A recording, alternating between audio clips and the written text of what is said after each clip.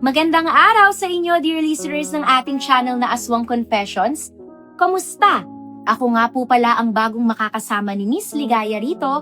So bago ang lahat, gusto ko lang munang i-shout out ang Osa family mula sa province of Iloilo. Ayan, madalas daw silang nakikinig sa channel natin. Kamusta po kayo? Sana ay nasa maayos kayong kalagayan ngayon. Naway magustuhan niyo rin ang kwentong babasahin ko mamaya sa inyo. So, ito na nga. Balik tayo sa gusto kong sabihin. Napansin niyo bang parang napapanahon ang cheating issues ngayon sa social media? Madalas, naku, ang mga content creators pa ang naghihiwalay. Ito kasing sender natin ngayong araw. Nanggaling din sa isang masakit na hiwalayan nung mahuli niyang lokohin siya ng boyfriend niya. At alam niyo kung kanino nag-cheat? Aba! Sa mismong best friend niya. Kaya kayo, dear listeners, bantayan niyo na yung mga katabi niyo o mga ka-chatmate niyo ha. Baka hindi niyo alam, nasasalasihan na pala kayo.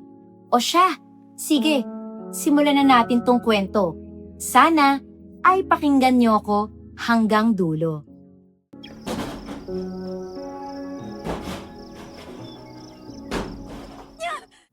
Kung nalaman niyong may lihim ang taong pinaka-pinagkakatiwalaan niyo, handa ba kayong malaman ng totoo?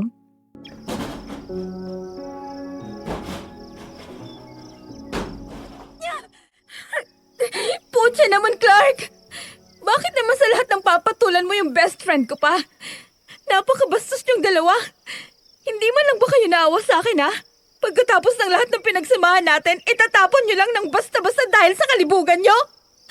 Ariana, baby, calm down. I'm sorry, okay? Believe me or not, sadyang nadala lang ako ng bugso ng damdamin ko.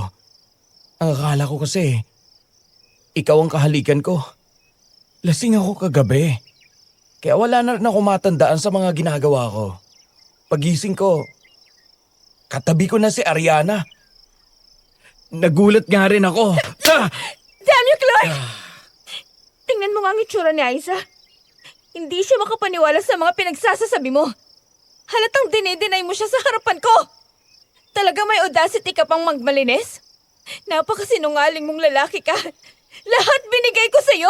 Lahat ginawa ko para lang mahalin mo ako. Pero ano tong ginawa mo sa akin? Bakit puro sakit ng ulo tong sinusukli mo sa akin, ha? Wala ka na ba talagang isip? Hindi sabay ang ginagamit ang utak, Clark. Maling ulo ang ginamit mong leche ka. Don't shout, baby, please. Bakit ba ayaw mo magsalita, Isa? Ipaliwanag mo kay Ariana kung paano mo ako inakit. Na ikaw ang umami na matagal mo na akong gusto at planado mo na kung paano mo ako aagawin sa kanya. Ikaw ang dapat sumalo nito. Dahil ikaw naman ang nagsimula ng lahat. Nakakadiri ka. Tingin mo talaga tatanggapin ko pang alibay mo? Matapos kong makitang naglalampungan pa kayo kanina nang pumasok ako dito, ha, Clark? You can't fool me! Sobra man kitang mahal, pero hindi nun mapapantayan ang pagmamahal na meron ako sa sarili ko. Saan ka pupunta, Ariana, baby? Ariana!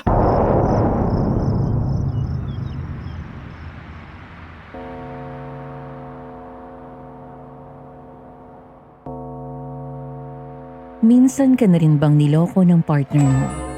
O meron ka bang kakilala na nahuli niya mismo sa akto ang panloloko sa kanya? Nang mangyari yun, anong ginawa mo? Or anong ginawa niya? Sinugod ba niya para kumprontahin o hinayaan niyo na lang para iwas gulo? Ngayon habang pinapakinggan mo to, nakausad ka na ba? O hanggang ngayon, may mga pagkakataong naaalala mo pa rin kung paano nilapastanganan ng taong minsan mong minahal ang respeto at pagmamahal na sinayang mo sa kanya. Kung isa ka sa mga taong naranasan ng lokohin, mag-comment ka sa comment section at mag-advise sa mga taong minsan na ring naloko. O paano ba talaga malalaman na niloko ka na pala ng taong mahal mo? Kwentuhan tayo sa baba, babasahin ko ang inyong mga comments. Universe, Bakit mo ba ako pinaglalaroan? Hindi ko ba talaga deserve na mahalin ng totoo? Wala na ba talaga akong makikilala na taong pasasayahin ako? Lahat na ba talaga sila ay sasaktan lang ako? Sure na ba yan? Wala nang bawian? Magandang araw sa iyo, Miss Ligaya, pati na rin sa lahat ng mga bumubuo ng channel na Aswang Confessions. Pasensya na kayo kung ang opening pa lang ng letter ko, puro kadramahan na ng buhay ko ang napakinggan ninyo. Pero yan talaga ang mga tanong ko sa sarili ko nung nangyari sa akin ang kwento ng aking buhay. Sa totoo lang, Miss Ligaya, akala ko nga hindi na ako makakabangon ulit mula sa ginawang kalokohan ng ex-boyfriend kong si Clark. Yes, totoo rin ang narinig ninyo. Nag-cheat ang mokong sa best friend ko pa. Well, hindi ko na siya best friend ngayon, kaso grabe kapag naaalala ko lahat. Napapaisip na lang ako kung ano ang naging thought process ng mga taong binigay mo na ang lahat, pero ginawan ka pa rin ng katarantaduhan. Kaya mula noon, naging man-hater na talaga ako. Sinumpa ako sa sarili ko na kahit kailan hindi na ako magmamahal dahil gago ang lahat ng lalaking nakikilala ko. Not until Lee Sander came into the picture. Binago niya ang buhay ko. Hindi lang yun, kundi na rin ang aking pananaw sa salitang pagmamahal. Ang daming magagandang bagay na pinaranas niya sa akin na hiniling ko lang noon na sana ay gawin din sa akin ni Clark. Pero siguro ganun talaga kapag totoong mahal ka ng tao, no? Literal na lahat hahamakin, mabigay lang sa'yo ang mundo. Kaso bakit ganun? Kung kailan naman naranasan ko na maging totoong masaya, gusto pang bawiin yon sa akin ni Lord. Gusto mo bang malaman kung ano ang tinutukoy ko? Pakinggan mo ang aking kwento hanggang dulo.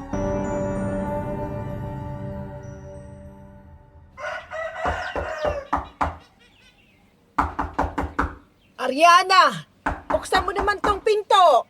Ilang oras ka na nakakulong dyan sa kwarto mo, anak? Nag-aalala na ako sa'yo. Ma, iwanan mo muna ako, please. Ayoko makipag-usap kahit kanino. Alam kong may problema ka. Sinabi sa amin ni Clark. Pumunta siya rito sa bahay. Buksan mo na yung pinto. Pag-usapan natin. Ano ka mo, ma? Pumunta rito si Clark? At talagang wala siyang konsiderasyon sa space na hinihingi ko sa kanya, ha? Talagang ang kapal pa ng mukha niyang magpakita sa inyo ni Papa? Shh, anak. Hindi naman siya pinapasok ng papa mo. Sinuntok nga siya nung malaman kung bakit siya hihingi ng sorry sa'yo, anak. Hiniwalayan mo na naman na si Clark, di ba? Hindi mo deserve ang lokohin, anak. Ang ganda-ganda mo tapos sasayangin ka lang yan. Sige lang, Ariana. Ilabas mo lang lahat ng sakit na nararamdaman mo. Hindi kita iiwan. Nandito lang si Mama. Hindi ko siya maintindihan, ma. Maayos naman kami. Naging mabuting nobya naman ako sa kanya. Ni isang beses wala akong ginawang mali para ikasama ng loob niya o ikagalit niya. Bakit ba ako? Boring yata ako. Hindi kami masyado nag-aaway. Kaya akala ko naman ay healthy ang relationship namin. Tapos ganun palang makikita ko. Ma, sarili kong best friend. Yun pa ang kasama niyang lukuin ako. As much as unwanted na pangaralan ka, ayoko namang dagdagan ang sakit na nararamdaman mo. Pero kahit dati pa man, alam mo kung gaano ko kahindi gustong maging kaibigan mo si Angie. Tama si Mama, right? Hindi ako makapaniwalang nagawa ko siyang ipagtanggol sa inyo noon. God, naging mabuting tao ko sa kanya. Sa kanila. Pero ganito pa rin ang ginawa nila sa akin.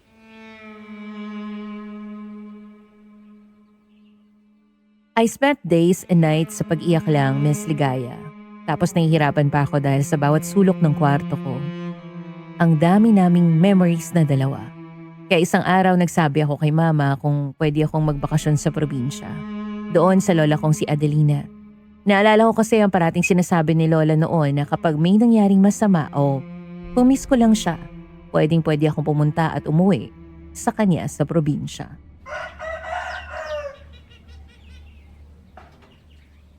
Kung yung sa tingin mo ang makakapagpagaan ng loob mo, pwede naman. Basta mag-ingat ka lang doon, anak. Tawag-tawagan mo kami ng papa mo. 1 buwan bang itatagal mo doon? Depende, ma. Basta mananatili ako doon hanggang sa kaya ko nang harapin ulit ang mundo. Na wala akong kahit anong hinanakit. Okay. Gawin mo ang lahat ng makakatulong sa iyo, Iha. Nandito lang kami ng papa mo, I love you. Thank you, Mama. I love you too. Halika. Tulungan na kitang ayusin ang mga gamit mo.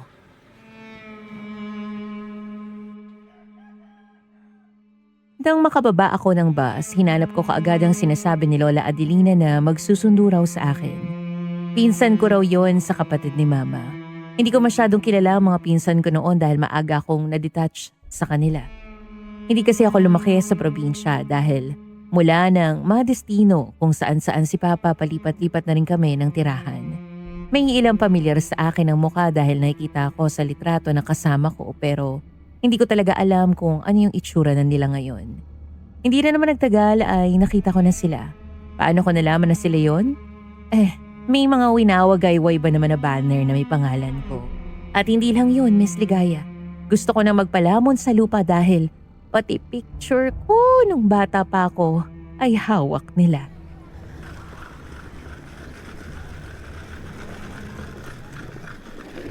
Hello? Kayo na ba yung sinasabi ni Lola Adelina na pinsan ko? Ako lang. Uy, ikaw na ba yan si Yan? Dalaga ka na. Alam kong hindi mo na ako maaalala dahil mga bata pa lang tayo nung umalis kayo rito sa San Gabriel. Pero pinsan mo ko. Nice to meet you, Insan. Sino si Yan? Pet name ko ba yan? Pet name? Hindi ko alam na may pagkahayop ka pala yan.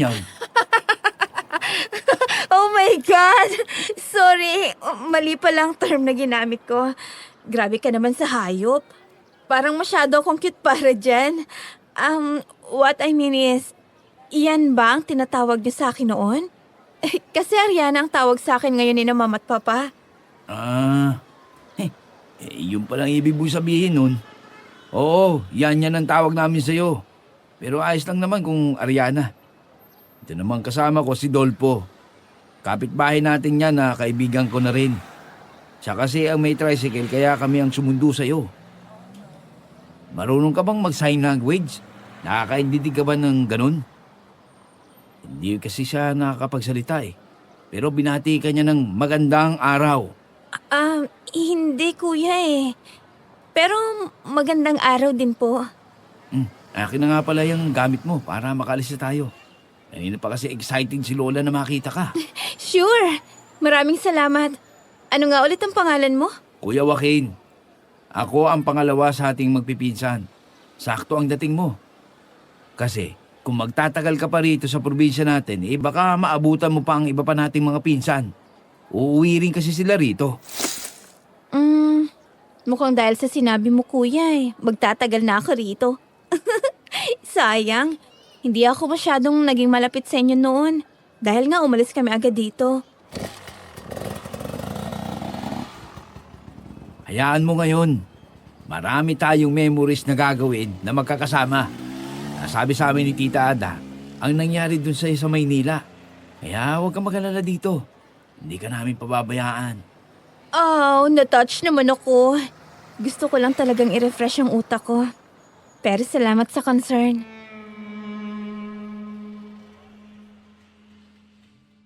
Mas lalo tuloy akong ginanahan na magtagal dito dahil sa sinabi ng pinsan ko, Miss Ligaya. Pakiramdam ko kahit na matagal na kaming hindi nagkasama ay hindi iba ang turing nila sa akin. Mukhang mag-e-enjoy talaga ako rito. Bukod pa doon, isa pang bagay na ikinatawa ko ay habang tinatahak namin ang papunta sa baryo ng San Gabriel ay ang dami kong nakikitang green trees.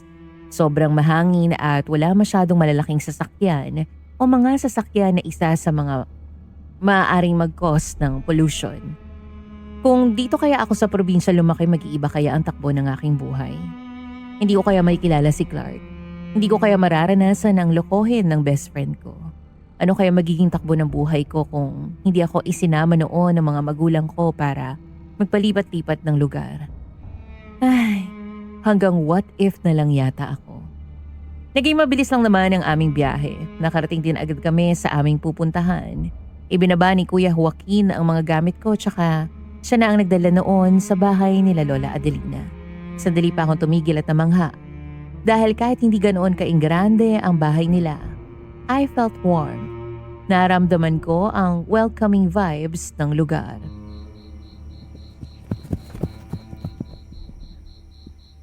Lola! Lola! Nandito na ho si Ariana! Nasaan? Nasaan ang maganda kong apo na yan? Lola! Naku, huwag po kayong tumakbo. Baka mamaya ay madapa kayo niyan. Apo ko! Ay, sa wakas, nagkita na rin ulit tayo. Sobrang miss na kita, apo ko. Namiss ko rin po kayo, Lola. Masaya po akong makabalik dito sa probinsya. Pumasok na muna kayo, La. Malamok na't mahamog na. Baka magkasakit pa kayong dalawa niyan. Tara po, Lola. Pasok na po tayo sa loob. Dito ka maupo, apo. Joaquin, ikuha mo nga kami ng tubig na maiinom ni Ariana. Baka kanina pa nauuhaw itong pinsan mo. Maraming salamat po. Wala po pala halos nagbago dito sa bahay niyo, ano, Lola? Buhay pa rin yung TV niyo na dating pagmamay-ari niyo pa. Ay, nagkaroon na rin kasi ng sentimental value sa akin ang TV na yan, iha. Ay, naku, napakaganda mo na talagang babae, Ariana. Malayong malayo sa apo kong napakaiyakin at uhugin lang noon. Naalala niyo pa pala yun, Lola. Masaya rin po ako na nandito ako ngayon. Hindi ko tuloy alam kung maganda bang ideya na nabigo ka sa pag-ibig, kaya ka umuwi rito. Pero nagpapasalamat ako na nakapunta ka rito. Kahit hindi naman po ako na broken, La. Nahanap ako ng oras para bisitahin kayo. Sadyang busy lang din po ako sa mga ginagawa ko. Huwag kang mag-alala, kaming bahala sa'yo rito. Marami kang pwedeng pasyalan rito. Pwede kang magnilay-nilay sa paligid kung gusto mong gumaan ang ulo mo at malayo sa stress. Basta, kapag may kailangan ka, sabihan mo lang ako, ha? Maraming salamat po, La. Magaan ang tulog ko ng gabing yon kahit na medyo malamok. May kulambu naman ako na bigay ni Lola pero may mga nakakalusot pa rin talaga. May maliit na butas kasi yung pinagamit niya sa akin. Pero buti na lang tuloy-tuloy naman. Kinabukasan, maaga akong ginising ni Lola Adelina. Nakahanda na raw ang pagkain namin. Bumangon naman ako at ginawa ang usual na morning routine ko, ang maghilamos at magmumog at tapos ay kainan na.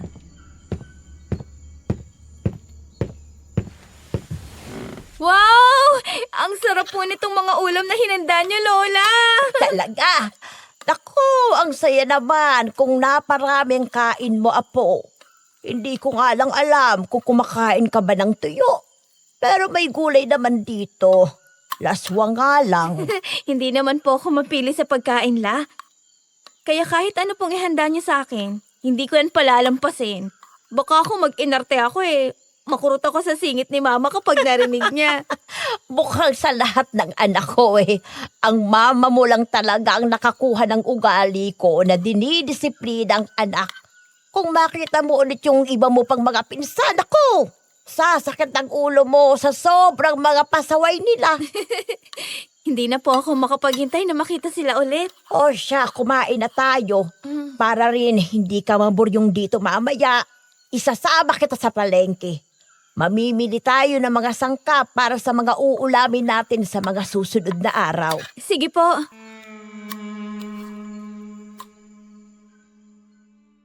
Gaya ng sabi ni Lola, sinamahan ko nga siyang mamili sa palengke. Mga sangkap lang naman sa mga lulutuin niya. Pero binilhan niya rin ako ng leche flan na sabi niya ay patok daw sa lugar nila. Dahil Tagalog din naman ang usapan dito, may mga narinig akong usap-usapan ng mga nagtitinda sa karnehan.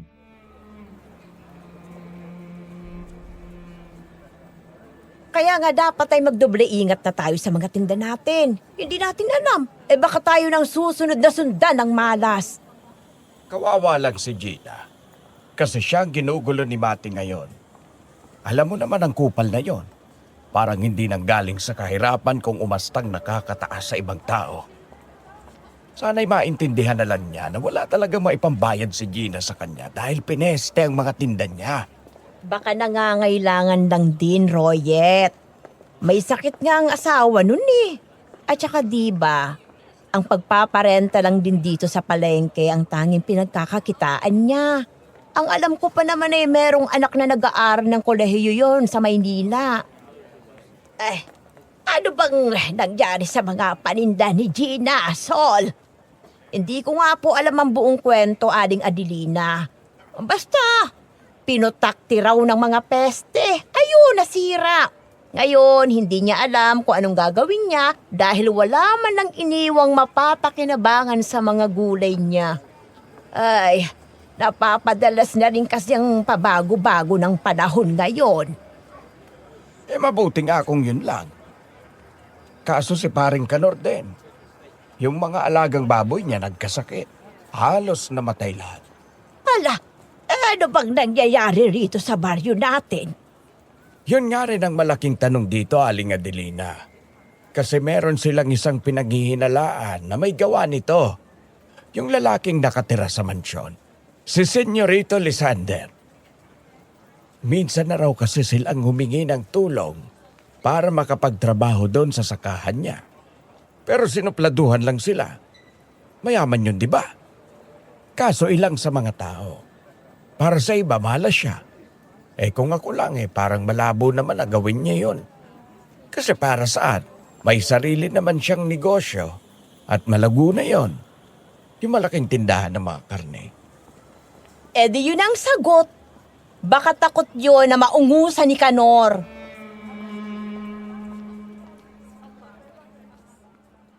Napaisip naman ako doon, Miss Ligaya. Kung isipin may punto si Aling Sol.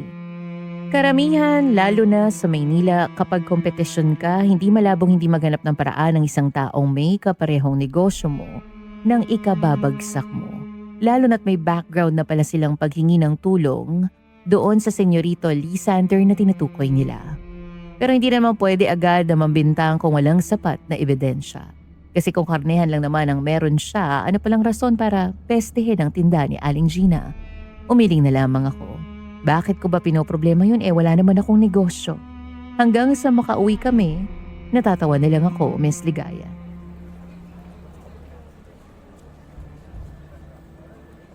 Ariana, tara. Igala kita sa maliit na park dito para makapagpahangin ka. Sumama ka na sa Kuya Joaquin Ariana. Para naman pag uwi nyo kakain na lang tayo. Sure, kuya. Teka, kukunin ko muna yung camera ko para makapag-picture tayo. Aba, mabuti yan. Ayos. Full charge pa naman to. Sana marami ako maging memories dito sa probinsya. Alis muna, Camela. O siya, mag-iingat kayong dalawa.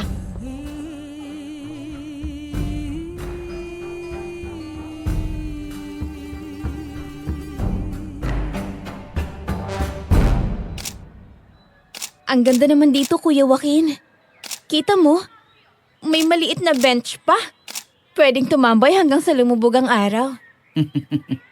Nagustuhan mo ba? Dito rin ako madalas na pumupunta kapag mabigat ang dinadala ko. Ang sarap lang kasi talaga ng hangin dito sa probinsya. Nakakagaan ang kalungkutan ng puso. Tama po kayo. Gulat nga ako Nung nandun kasi ako sa Maynila, parang kada minuto napapanaginipan ko siya. Nagmakaawa raw siya sa akin, lumuhod sa harapan ko at humihingi ng tawad. Tapos bigla akong magigising. Ay, hindi pala totoo. Nananaginip lang pala ako. Hanggang sa mag-umaga, yun ang nasa isipan ko. Ano bang ginawa niyang kasalanan sa'yo? Niloko niya ako. Silang dalawa ng tinuring kong kapatid ko. Ang bigat nga niyan. Yan talaga mahirap minsan sa mga nakikipagrelasyon. Pero maghahanap na rin naman ng iba. Kung naging totoo lang sila sa mga partner nila, na ayaw na nila di sana, walang problema. Kaya nga Kaya lumayo rin ako doon. Kasi kung hindi siyang lalapit, baka ako ang tumakbo pabalik. At kahit mahirap, dahil hindi naman ako sanay sa buhay rito, I have to endure. Naisip ko lang, kung magtitiis naman lang ako, mas okay na sigurong magtiis sa isang lugar na alam kong maghihil naman ako, di ba? Kaysa pahirapan ko pa ang sarili ko. Tama yan. Uy! Kuya! Hindi matay siya, oh! Halika, tulungan natin! Sandali. Kilala ko to Si Lysander to. Anong ginagawa niya rito sa labas? Wag ka nang magtanong, kuya! Dalhin na lang natin siya sa bahay, dali!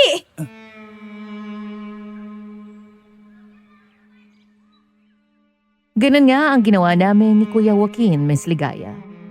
Buti na lang at pagdating namin sa bahay ay tapos na makapagluto ng ulam si Lola Adelina. Tinulungan nila akong dalawa na asikasuhin ang lalaking hinimatay. Mukha siyang may sakit. Ang putla-putla ng kanyang balat at ang laki pa ng itim sa ilalim ng kanyang mga mata. Nilagyan siya ng langis ni Lola at ngayon ay pinapaypayan ko na rin siya.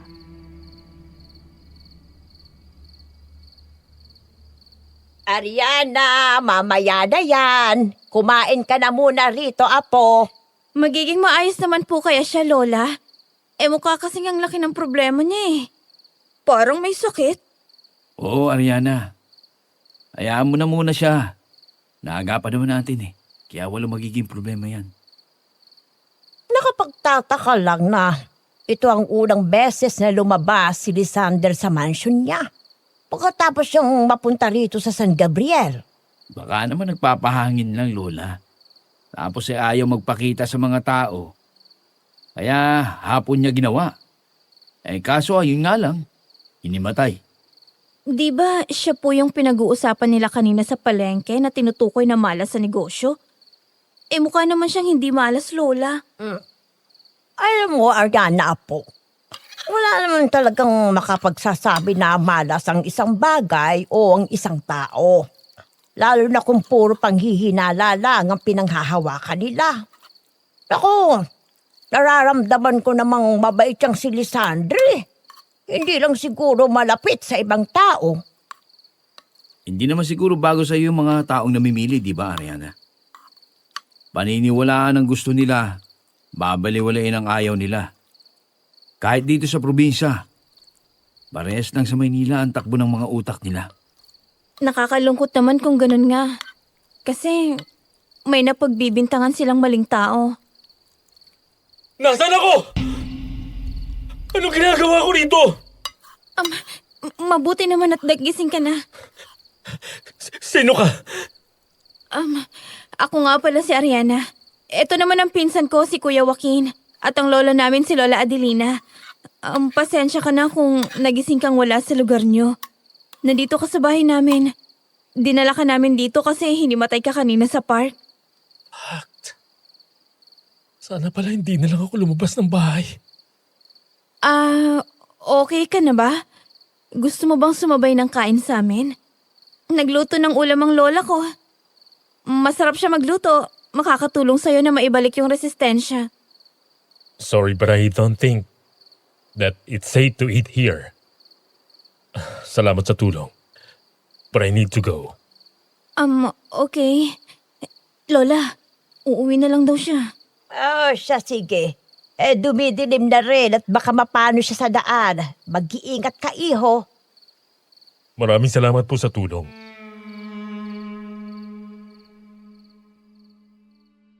Nang makalabas siya ng bahay namin, nanigas ako sa kinatatayuan ko sa hindi ko malamang dahilan. Wala sa sarili kong hinawakan ng dibdib ko, Miss Ligaya, at sa unang pagkakataon mula nang mawala sa landas ko si Clark, muling tumibok ang puso ko. Hindi ko alam kung dahil ba sa kaba kasi ang intimidating ng aura niya o sa ibang bagay. Mahina ko tuloy na sinampal-sampal ang aking mga pisngi.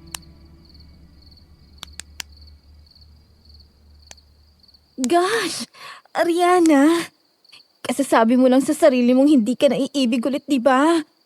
Wala nang matinong lalaki sa mundo ngayon. Kaya huwag mo nang subuking ulit magkagusto sa isang tao. Pero, bakit ganun? Kahit ang tipid naman ng mga sinabi niya, ang laki pa rin ng impact sa akin. Ay, no. Hindi pwede. Ay, huwag ko sabihing may crush ako sa lalaking yun. Habang dumaraan ang panahon, tahimik lang akong nakatanaw. Sa bintana, buwan lang ang kasama, hanggang may boses na tumawag. Sabi niya, halika na, sumama ka, hindi mo na kailangang mag-isa, may lugay na naghihintay sa'yo. Pahinga ka na, halika na, sumama ka sa'kin, bitawan mo na lahat ng bigat na dala mo. Hindi mo na kailangang lumaban mag-isa, hindi lang ako.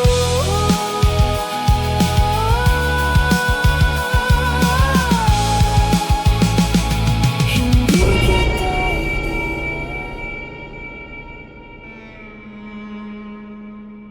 Kinabukasan, bumalik ulit ako sa parke na yon. Siyempre para magpahangin. Niyaya nga ako ni Kuya Joaquin na sa waterfall sa Mando kami ng San Gabriel magpunta. Pero tinanggihan ko siya. Sabi ko sa susunod na lamang kasi gusto ko sanang mapag-isa muna. Alam mo na, magmuni-muni at magnilay-nilay. Aba, inasar ba naman ako, Miss Ligaya? Baka raw gusto ko lang makita si Lysander. Hindi ko naman tipo yun, kako. Narinig kasi niya raw na binubulong-bulong ko ang pangalan niya sa aking sarili. Nadala lang ako ng aking damdamin. May pagka-Prince Charming kasi ang vibes niya pero winiglit ko na rin yon sa aking utak. Umupo na nga ako sa bench pagkatapos kong kumuha ng litrato sa paligid. Alam mo, naisip ko lang, Miss Ligaya, napakatahimik ng baryo. Not that I'm complaining pero usually sa mga baryong napapanood ko sa mga palabas na tahimik, puno ng mga kababalaghan.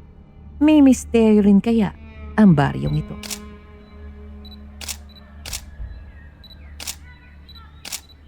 Mukhang hindi na ako magkakaroon ng katahimikan ah. Ikaw pala yan. Kumusta ka na? Better than yesterday. Nakakayang makita ng ibang tao ang worst state of my life. Kaya, pasensya na kayo ng pinsan mo. Uy, hala.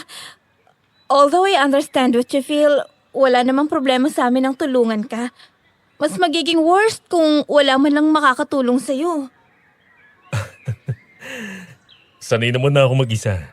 Kaya nakakagulat na kung kailan hindi ko na hiningi ang tulong. Saka pa binibigay. Sabi nga nila, di ba? Greater things come when you least expect it. Di ko naman sinasabing magandang sitwasyon ang himatayin ka. Pero siguro, it's one way of saying to you na kung ano man ang kinakaharap mo ngayon, it is not yet the end of the world. Kasi may mga tao ka pang makikilala na may purpose sa buhay mo. Sinasabi mo bang may purpose ka sa buhay ko? Hindi ko alam. O pwedeng meron, pwede ring wala. Hindi naman tayo makakapagsabi nun eh. The least we could do is to be thankful to him. Kasi nung mga panahong akala natin katapusan na natin, na hanggang doon na lang tayo. Hindi pa pala. Mukhang malalim ang pinaghuhugutan mo ah. Kind of. Bigo eh. Kaya pala. By the way, alam kong nagpakilala ka na sa akin kagabi. Pero hindi nag-sing in sa utak ko yun eh. I'm Lysander. Ako naman si Ariana. Actually, nagbabakasyon lang ako rito. Pero sa Maynila talaga ako nakatira. I see. Halata rin naman sa kutis mo na hindi ka probinsyana. Teka, maggagabi na pala. Kailangan ko nang maunang umuwi. Ikaw rin, baka kung ano pang mangyari sa'yo rito sa daan. Ingat ka ha? Ay, uuwi ka na? Magkikita pa ba tayo ulit? Bakit naman hindi? Bukas na lang ulit. Bye, Ariana. Bye Ren, Lysander.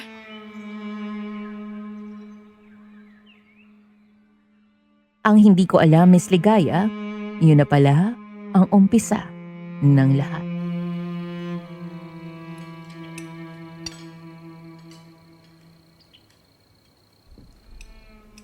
Hoy, Ariana. Ikaw ilang araw ko nang napapansin na parati kang bumabalik din sa mini park mula nung makilala mo si Lysander. Tapos ngayong kumakain tayo, pangiti-ngiti ka pa dyan. Bakit?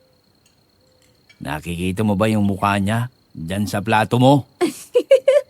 Kuya Joaquin, huwag kang ang gawa-gawa ng kwento, please.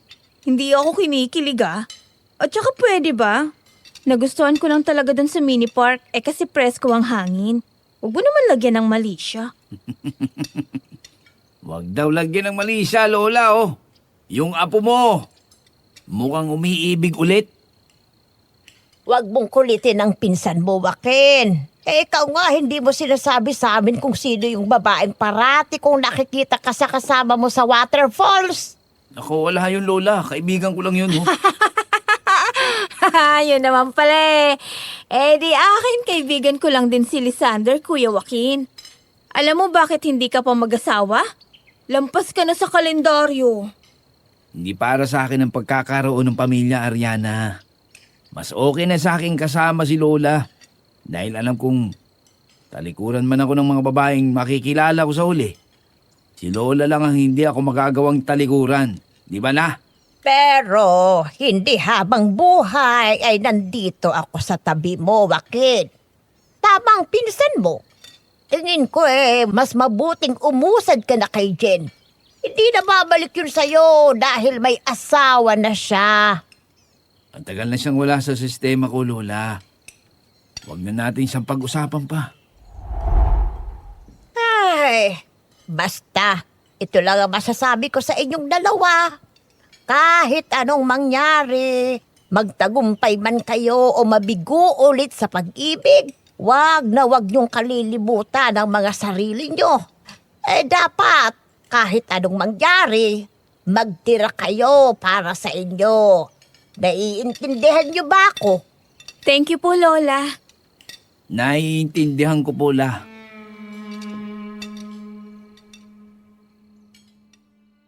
Natulog ako noon na magaan ng puso, Miss Ligaya. Tinatako lang talaga sa utak ko ang mga sinabi ni Lola Adelina. Somehow, yun kasi ang nakalimutan ko ng mga panahong parte pa ako ng buhay ni Clark. Ang self-respect and self-worth.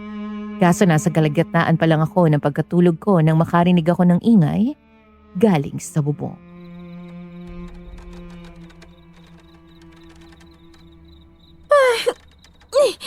Ano ba yan?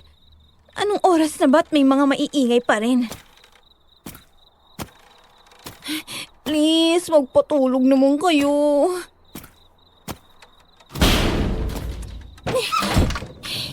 Wala namang pusa. Kanina pa yung ingay. Hindi pa rin nawawala. Makainom na nga lang ng tubig. Nauuhaw tuloy ako. Lola? La, bakit gising pa po kayo? Nag-uurosaryo pa ako, Ariana. Pumasok ka na sa kwarto mo at magpahinga. Hindi ka na dapat gising ng ganitong oras. Iinom po sana ako ng tubig, La. Bilisan mo para makapagpahinga ka na. Opo.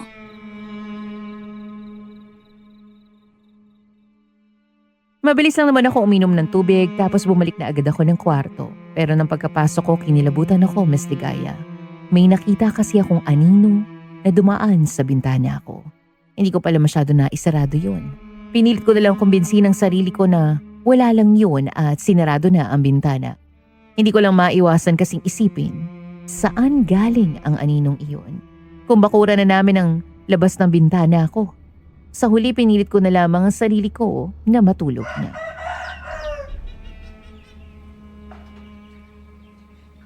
Good morning po, Lola. Magandang umaga, Apo. O siya, maupo ka na. Meron ng pagkain. Nauna na kami ng Kuya Joaquin mo kanina dahil namalengke kami ng kakainin natin. Kumusta ka na ba? Naalala mo pa ba yung ex mong walang puso? Thankfully, hindi na po. Mahirap talaga nung una, Lola. Hanggang ngayon naman, may mga pagkakataon pa rin na naaalala ko siya. Pero hindi na katulad dati na may mga what-ifs ako tungkol sa relasyon namin. Ay, mabuti naman kung ganun. Ibig sabihin, nakakausad ka na kahit paano. Alam kong mahirap para sa'yo. Sino ba namang hindi? Kung talagang minahal mo ng totoo. Pero kahit anong mangyari, huwag kang magpapatalo sa isip mo, Ariana. Tandaan mo, hindi madali ang pinagdaanan mo para lang maigapang ang paghilom ng puso mo. Marami pa namang iba dyan eh. Malay mo, nasa tabi-tabi lang pala. Hindi naman po ako nagmamadali. Pero Lola, maiba lang po ako. Kagabi kasi 'di ba, nabutan ko kayong gising pa at nagdarasal. Ang totoo ho niyan eh, hindi talaga ako makatulog kaya bumangon ako. Bakit? Ano bang nangyari? Ano kasi, para po akong may naririnig na nasa bubong kagabi. Ano ka mo? Ano bang narinig mo? Parang may nangangalmot. Tapos hindi lang po yun. Nung pumasok ako sa kwarto, nakita kong parang may dumaan sa bintana. Hindi ko po alam kung tao ba yan o ano. Pero nakakatakot, Lola. Kasi di ba, bakura naman na ang nasa labas ng bintana ko. Sinong aakyat doon ang 10 oras ng gabi? Ay, hindi ko alam kung paano ko ipaliliwanag sa'yo ito, Ariana. Dito sa San Gabriel, oras na lumubog na ang araw, dapat nakauwi ka na. Bakit naman po? Sundin mo na lang ako, Apo. Walang mawawala kapag ginawa mo yon.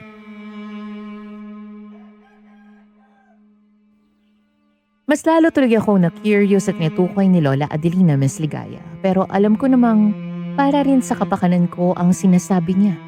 Kaya syempre, susundin ko siya. Nung hapon noon, muli akong bumalik sa park.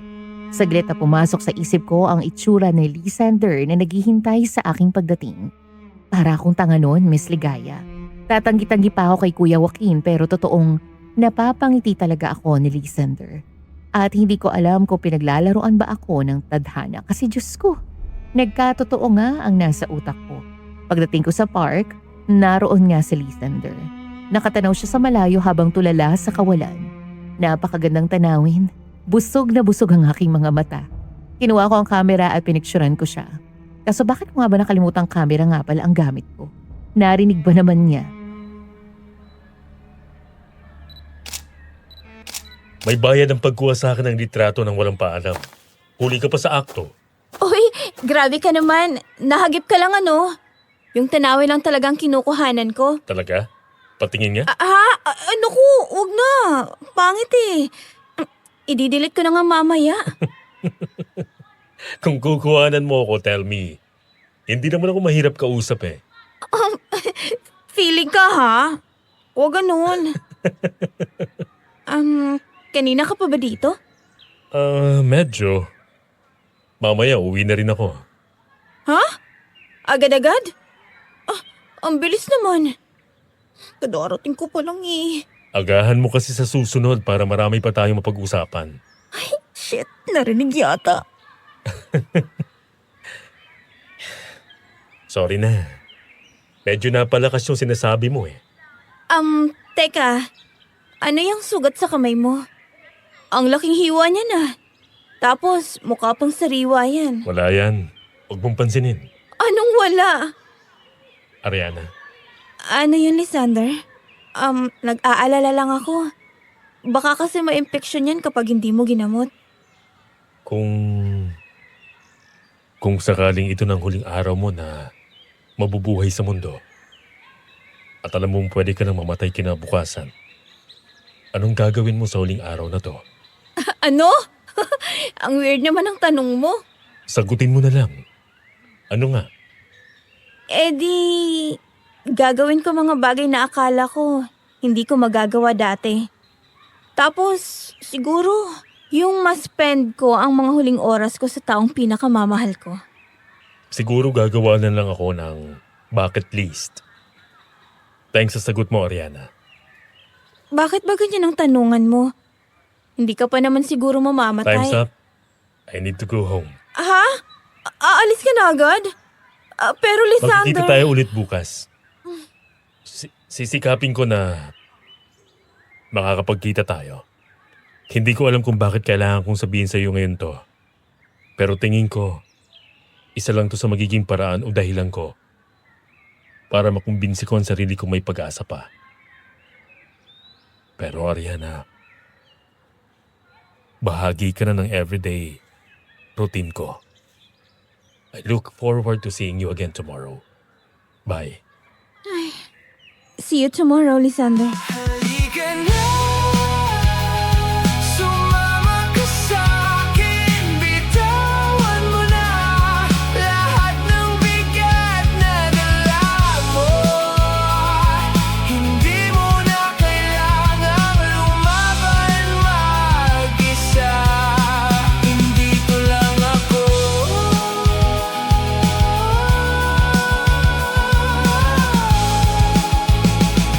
Hindi kita iiwan.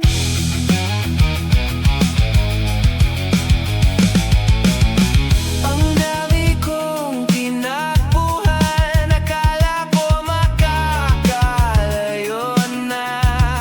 Pero bawat tahimik na gabi, ikaw pa rin ang naririnig ko.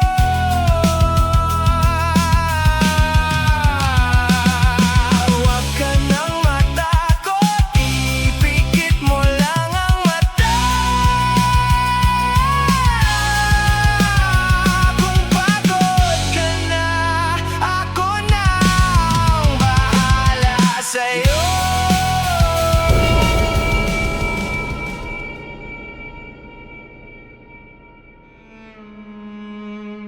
Hindi muna ako umuwi agad sa bahay namin at nagmuni-muni muna sa park.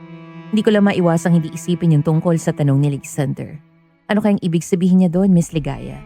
May nangyari kaya sa kanya na sana naman ay wala. Kaso kapag naaalala ko ang itsura niya nung unang beses namin siyang nakita, parang meron siyang iniinda. Tapos ito, may sugat pa siya sa kamay. Yun ang nakita ko.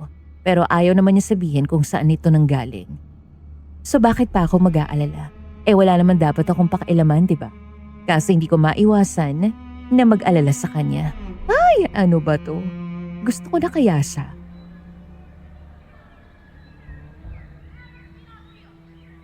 Ay, ewan. Makauwi na nga. Gabi na pala. Nako, sinabihan pa naman ako ni Lola Adelina na dapat nasa bahay na ako pag madilim na. Malapit pa naman sa gubot ang bahay namin. Baka nga talaga may mangyari sa akin kapag hindi ako umuwi agad. Uy! Saan galing yung sigaw na yun? Tulong! Tulungan niyo ako! Teka, galing sa bukana ng gubat yun ah. Ariana! Saan ka pupunta? Kuya, may humihingi ng tulong. Puntahan natin. Huwag! Delikado! Hindi lahat ng tingin mo ay dapat tulungan ay tinutulungan mo, Ariana. Minsan, baka yung pa ang dahilan ng pagkapahamak mo. Kaya tara na, pumasok na tayo sa loob. Pero kuya! Ayaw ko mapahamak ka, Ariana. Kaya sana makinig ka. Halika na! Okay po. Tulungan niyo ako. Tulungan niyo ako.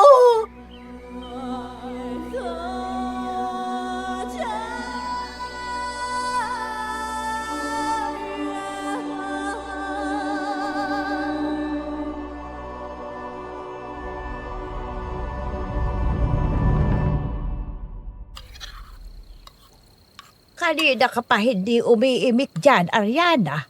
Ano pang nangyayari sa'yo? Hindi mo pa halos nagagalaw yung pagkain mo. Hindi ko po kasi makalimutan yung narinig ko kanina, Lola. Kuya, hindi naman ako nagkamali ng narinig, di ba? Pinigilan mo kong lumapit kanina sa gubat. Kaya alam kong narinig mo kung anong narinig ko. Oo. Pero kaya ng sinabi ko sa'yo. Hindi maganda kung pupuntahan mo yun. Paano kung mapahama ka? Ano gagawin mo? Uulitin ko para maintindihan mo. Hindi sa lahat ng oras ay dapat mong tulungan yung mga akala mong humihingi ng tulong. Madalas, patibong lang nila yan. Kung kumagat ka, tapos ay mangangaso pala yun na nanguhuli ng mga hayop, hindi ginawa mo pampain ng sarili mo. Babae naman yung humihingi ng tulong. Kuya, Pero naiintindihan ko ang gusto mong sabihin. Pasensya na. Talagang hindi lang ako matahimik. Ano bang meron dito sa San Gabriel at parang may nangyayari kapag sumasapit na ang dilim? Naalala ko si Lysander. Parang palagi may hinahabol. Kakakausap lang namin kanina nang dumating ako pero umuwi naman agad. Mas ligtas kapag wala kang masyadong alam, Ariana. Ayoko namang umuwi ka sa Maynila na hindi fresh ang utak mo. Gusto naming hanggang sa makauwi ka sa mga magulang mo hindi magulo ang utak mo.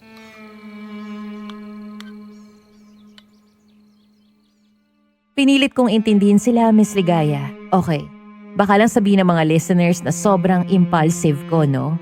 Tinatak ko naman sa utak ko ang mga dapat kong gawin. Marunong naman akong makinig. Kaso paano ko gagawin yun kung ang daming nangyayari sa paligid ko na hindi ko naiintindihan kung bakit kailangang mangyari yun?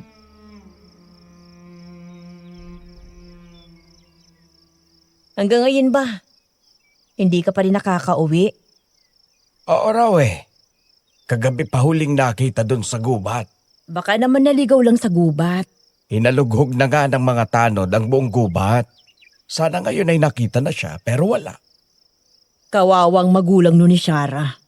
Sana maawa siya sa mga magulang niya't nababaliw nakakahanap sa kanya. Ito kaya yun? Siya kaya yung narinig namin na sumisigaw ni Kuya Joaquin kagabi? James! Lord, parang kasalanan ko pang hindi ko siya tinulungan. Ariana, bakit huminto ka na dyan? Sorry po la. Ito na po. Huwag mo masyadong isipin ang narinig mo. Somehow, I felt guilty. Pakiramdam ko kailangan kong mag-take ng accountability sa nangyayari. Kasi paano kung talagang seryosong humihingi ng tulong ang babae kagabi, tapos pinabayaan ko lang. Tapos sina Lola Adelina at Kuya Joaquin naman, para lang walala sa kanila ang nangyayari, Miss Ligaya. Hindi ko na alam ang gagawin ko ng mga panahong iyon. Kaya napupunta ako sa park at nakita ko si Lysander na naghihintay sa akin, kahit paano'y gumaan ang dinadala ko. At parang kahit sandali nakalimutan ko na siya ang lalaking kinakikiligan ko. Para ngayon siya lang ang tanging taong kayang maging totoo sa isasagot niya sa akin.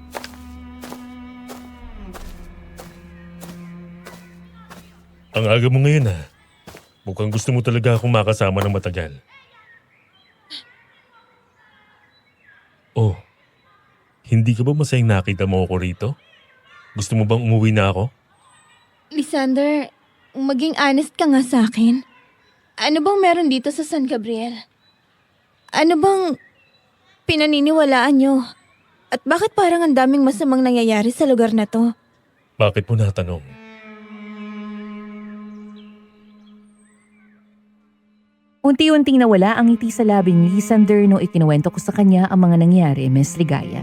Naging seryoso siya sa pakikinig sa sasabihin ko at parang any minute, pipigilan na niya ako para pangaralan gaya ng ginagawa ni Lola Adelina at Kuya Joaquin. Sa kabila noon, pinatapos pa rin niya ako sa pagsasalita. Iyon ang nagustuhan ko sa kanya. Talagang iniintindi niya ang eksplanasyon ko kung bakit hirap akong tanggapin lang ang gustong mangyari nila Lola. Pagkatapos ay doon lang siya nagsalita.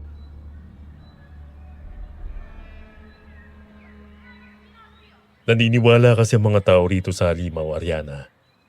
Kaya pinagbabawalan na nasa labas pa ang mga tao pag sumapit na ang gabi. Yun ay dahil posibleng makaengkwentro nila yon. Halimaw? Anong ibig mong sabihin? Pamilyar ka ba sa mga aswang? Aswang? Wait. Di ba yan yung mga kwentong panakot ng mga matatanda sa anak nila para sumunod sa kanila? Kahit sa mga palabas, ganyan ang sinasabi nila. Sana nga ganun lang. Teka, seryoso ka ba? Iyan ang rason kung bakit takot ang mga tao rito? Hindi naman lahat ay alam ang tungkol dyan. Kaya kita mo, may nawala, di ba? Pero oo, seryoso ako. Sinasagot lang kita base sa alam kong totoo. Tsaka hindi naman lahat ng bagay na hindi mo nakikita ay hindi totoo. No, hindi sa ganun. Hindi ko lang inakalang naniniwala ka pala sa mga ganong mythology. Hindi lang naman basta-basta paniniwala ang meron ako eh. Dahil alam kong totoo sila, Ariana. Tatanungin kita. Pag nakakita ka ng isa, anong gagawin mo? Hindi ko alam. Ah, pasensya ka na, pero ang hirap lang na paniwalaan. Hindi ko naman hinihiling na maniwala ka sa akin. Gusto ko lang maging totoo sa'yo. Kung naniniwala ka sa to see is to believe, okay rin naman. Basta't mag-ingat ka. Teka. Bakit may sugat ka na naman sa kabilang kamay ngayon? Ano bang ginagawa mo sa sarili mo, Lysander? Nangingitim na, oh. Sorry, pero kailangan ko nang umalis. Sandali lang. Ay, ang bilis naman niyang tumakbo palayo.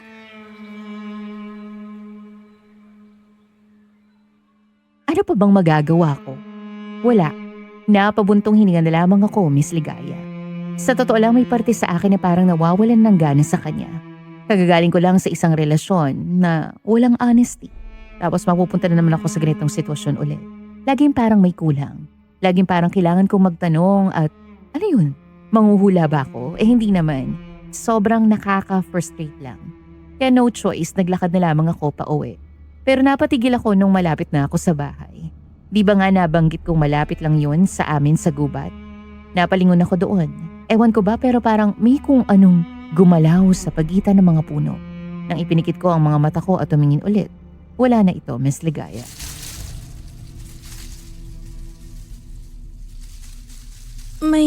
May tao ba ron? Huwag kang lilingon. Ha? Bakit? Oh my God! Lysander! Kanina ka pa ba dyan? Paano ka napunta sa likuran ko? Lakad lang. Huwag kang hihinto. Mamaya ka na magtanong. Lysander, may narinig ka ba? Oo. Ano yun? Hindi mo gugustuhin malaman.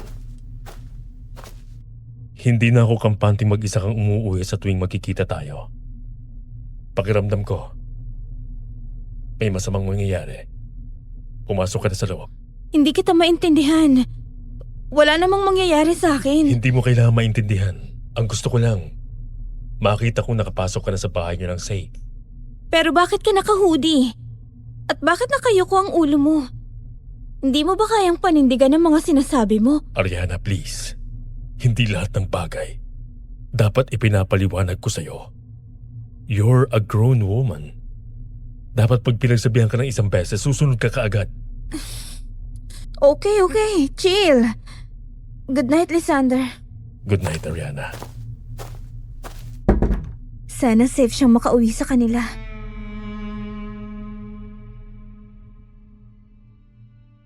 Hindi ko alam kung bakit, Miss Ligaya, pero sa unang pagkakataon mula nang makarating ako sa San Gabriel, nakaramdam ako ng totoong takot. Hindi dahil sa dilim, kundi dahil sa ekspresyon ni Lysander. Kanina lang kalmado pa siyang kausap ko, pero ngayon, para siyang may kinatatakutang hindi ko pa nakikita. Nung gabing yon, wala namang weird na nangyari. Mahimbing naman ako nakatulog. Wala naman ako narinig na pangaral kina Lola Adelina at Kuya Joaquin.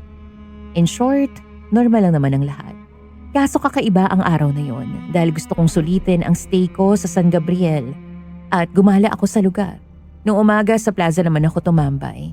Maliit lang naman yon pero maraming tao. Sa tapat ay isang maliit na chapel na mukhang hinulma pa mula nung Spanish era. Ang ganda ng pagkakagawa. Selfie here, selfie there. Ang dami kong shots na nakuha sa lugar.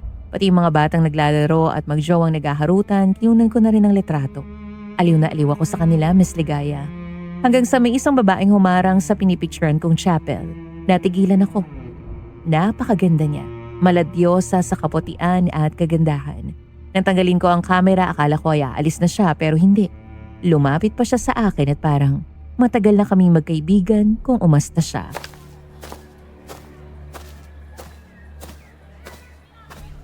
Hi? Ikaw ba si Ariana? Hello? Paano mo ako nakilala? Nagkita na ba tayo dati? Hindi, pero ikaw kilala kita. Kino-confirm ko lang kung ikaw ba talaga yon. Yes. Ako nga. Nice to meet you. Anong pangalan mo? Secret. Sorry Mas gusto ko kasing mysterious ako para lagi mo akong hahanap-hanapin. At lagi tayong, magkikita. I wanna be friends with you kasi. Okay, pero paano mangyayari yun kung hindi naman natin kilalang isa't isa? I don't even know your name. Huwag kang mag-alala, may tamang oras para dyan. Sige, sabi mo eh.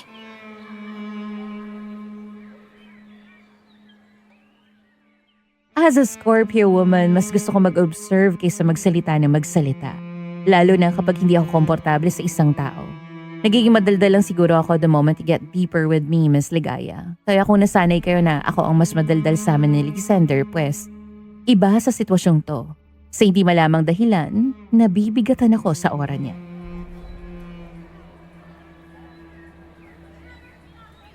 Hindi ko alam na tahimik ka palang tao. Parang halos ako nang nagkwento ng buhay ko pero hindi ko pa naririnig yung sayo. Wala naman interesting na ganap sa buhay ko actually. Napaka-boring nga eh. Ganon? Parang hindi naman. Parang mas nakakita ko madali kang pakisamahan eh. Kaya nga gusto kita maging kaibigan. Kung yun ang iniisip mo, salamat.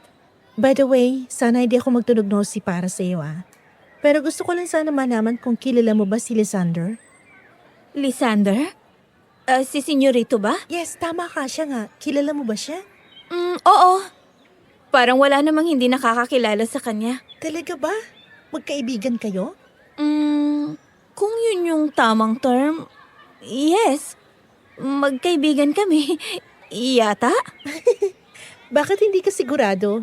Lagi ba kayo nagkikita? And mabait ba siya sa'yo?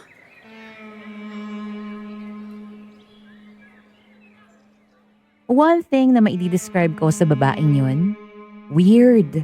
Bakit biglang nag-shift tungkol kay Lysander lahat ng tanong niya? As if naman kilalang kilala ko na si Lysander from head to toe, hindi naman. Kaya hindi na ako nakatagal. Nagpaalam na ako sa kanyang uuwi na sa amin pero ang totoo talaga, gusto kong puntahan ang park. Kaso wala dun si Lysander. May isang oras yata ako naghintay pero wala talaga. Kaya tinotoo ko na ang pag-uwi. Pagdating naman sa kwarto ko, napasigaw ako.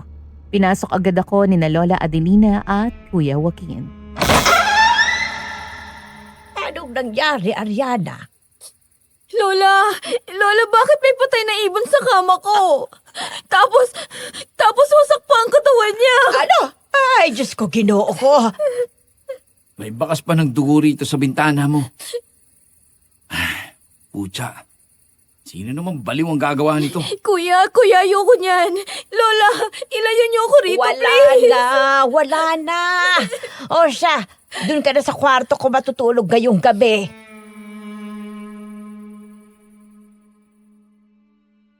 Sinunod ko na lang ang sinabi nila Lola Adelina pero sa loob-loob ko hindi naman normal ang nangyayari, Miss Ligaya. Kailangan ko tanungin si Lysander tungkol sa karanasan ko. Hindi ko pa kayang kumbinsihin ang sarili ko sa katotohanan na ipinapakita sa akin ang mga nangyayari sa aking paligid. Pero nararamdaman ko, malapit na ako sa katotohanan na kung bakit nangyayari ito sa San Gabriel at kung bakit ganoon ang kinikilos ni Lysander.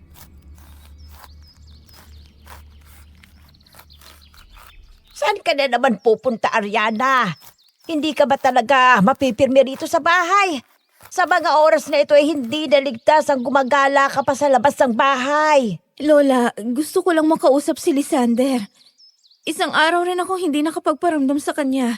Baka nag-aalala na sa akin yun. Maiintindihan ni Senyorito Lysander ang sitwasyon mo, Ariana. Alam mo naman ang dami ng babaeng natagpuan na patay sa gubat, di ba? Gusto mo bang maging isa ka sa kanila? Apo, ako ang sisisihin ng mga magulang mo kapag may nangyaring masama sa'yo. Pwede naman po ako magpasama kay Kuya Joaquin kung hindi kayo komportable. Wala siya, umalis, may kinita. Pero kahit magkasama pa rin kayo, hindi pa rin ako mapapakali rito. Lola, please. Uuwi naman po akong safe. Saglit lang naman po. May gusto lang po akong sabihin sa kanya. At saka, nag-aalala lang po ako kay Lysander. Kasi habang patagal ng patagal, dumarami na ang mga sugat niya. Eto nga may dala akong gamot para sa kanya. Basta siguraduhin mong uuwi ka rito ng maaga. Naiintindihan mo ba? Opo, Lola. Masusunod po. Mabilis pa sa 4:00 na lumabas ako ng bahay. Ipinagdarasal ko na lang na sana maabutan ko si Lysander sa park pero laking dismayado ko nang hindi ko na siya makita. Naghintay ulit ako ng ilang oras gaya nung nakaraan pero wala talagang imahe niya ang lumitaw. Kaya nawalan na ako ng pag-asa. Gabi na nung napagdesisyonan kong ipagpabukas na lamang ang pagpunta ulit sa lugar na yon. Kaso habang naglalakad ako pa uwi, may naririnig na naman akong sigaw at iyak na nagmumula sa gubat. Nang tingnan ko ang paligid, walang ibang tao kundi ako lang. Posibleng pag nalaman ni Lola Adelina ang gagawin ko magagalit siya. Pero sorry, kailangan ko na talagang tulungan ang taong yun.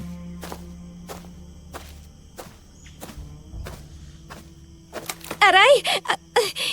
Nakakatusok naman tong mga halaman na nadadaanan ko. Aray! Ano yun? Bakit parang tunog? Halimaw!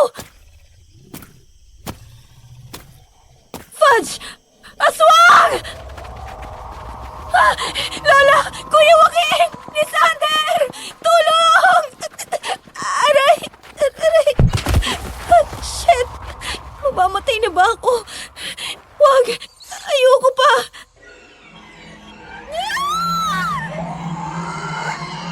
Hindi ko alam kung dahil ba sa sobrang takot na naramdaman ko kaya nawalan ako ng malay, Miss Ligaya. Basta ang huli ko nilang natatandaan, bago tuluyang dumilim ang aking paligid, may isang taong humarang para iligtas ako. At kung sino man siya, ang laki ng pasasalamat ko sa buhay niya, Miss Ligaya. Hindi ko na matandaan kung anong oras ba ako nagising noon pero dahil yon sa mga taong maingay sa paligid ko, may naririnig akong parang mga nag-uusap kaya naalimpungatan na rin ako.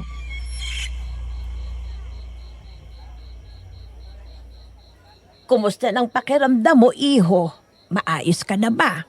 Medyo maayos naman po, Lola. Maraming salamat po ulit sa salabat na ginawa niyo para sa akin. Hindi ko alam kung anong gagawin ko kung talagang may masamang nangyari kay Ariana. Lalo na't ang ipinunta lang naman ng batang yon ay para maghilom mula sa heartbreak niya. Tapos ganito pa ang kahihinatnan niya. Ay, naaawa ako sa apo ko. Para sa akin lang naman po, Lola Adelina. Ayos lang po ang protektahan natin si Ariana. Pero hindi natin pwedeng kalimutan na darating ang panahon. Malalaman niya rin ang katotohanan. Gaya nga sa nangyari sa naging relasyon niya. Hindi siya dinirekta ng ex-boyfriend niya. Pinagmukha siyang tanga. Hindi naman siguro natin gugustuhin maulit yun, hindi ba? Kaya nga siya nilayo ni Ada rito, Lysander, iho. Yun ay dahil para protektahan siya. Hindi ko sukat akalain na ito na pala ang masasakto para sa propesiya ng pamilya mo ang lahat.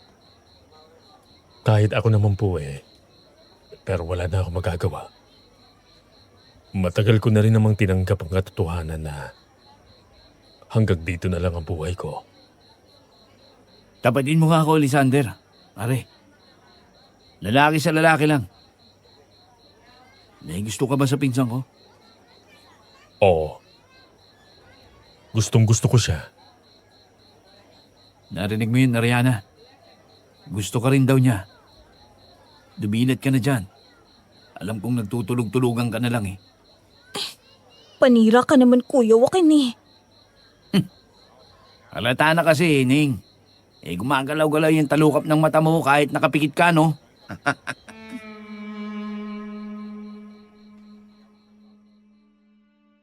Nang tuluyan akong dumila at unang nagtama ang mga paningin namin ni Lysander, gulat na gulat ako sa itsura niya, Miss Ligaya. Para siyang binugbog ng 10 lalaki dahil may benda pa siya sa ulo at arm cast. Nabalian ba siya? Tsaka anong ginagawa niya rito?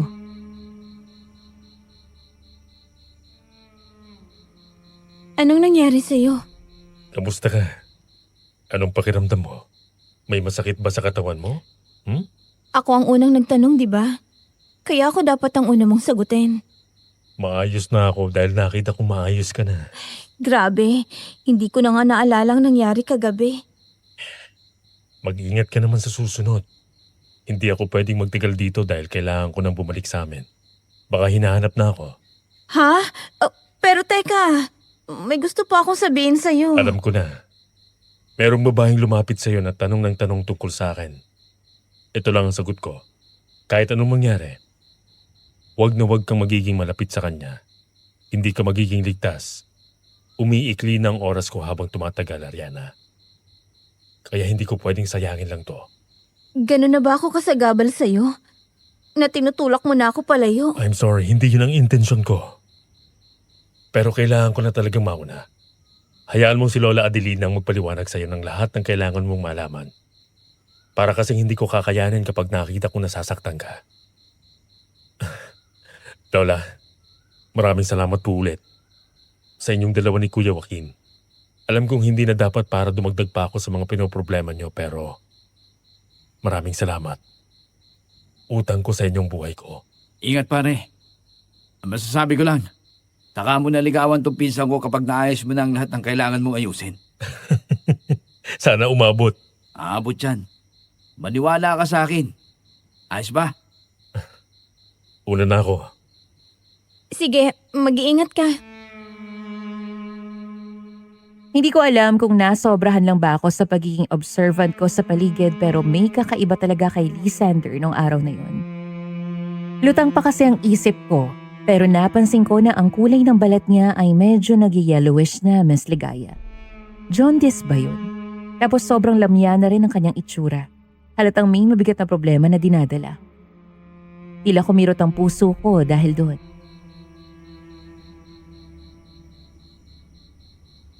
Sa mga Villarreal, si Lysander ang masasabi kong may mabuti talagang puso. Mabait na puso. Kahit na para sa ibang tao masama ang ugali niya. Hindi lang talaga alam ng ibang tao kung sino siya, Lola. Kaya madali para sa kanila ang mangusga. Pero hindi mo naman masisisi kung iba, lalo na't ipinagtatabuyan nila siya. Alam mo naman, masyado niyang idinidistansyang sarili niya sa ibang tao. Kilala niyo po ba siya, Lola? Like, as in kilalang kilala? Oo, iha.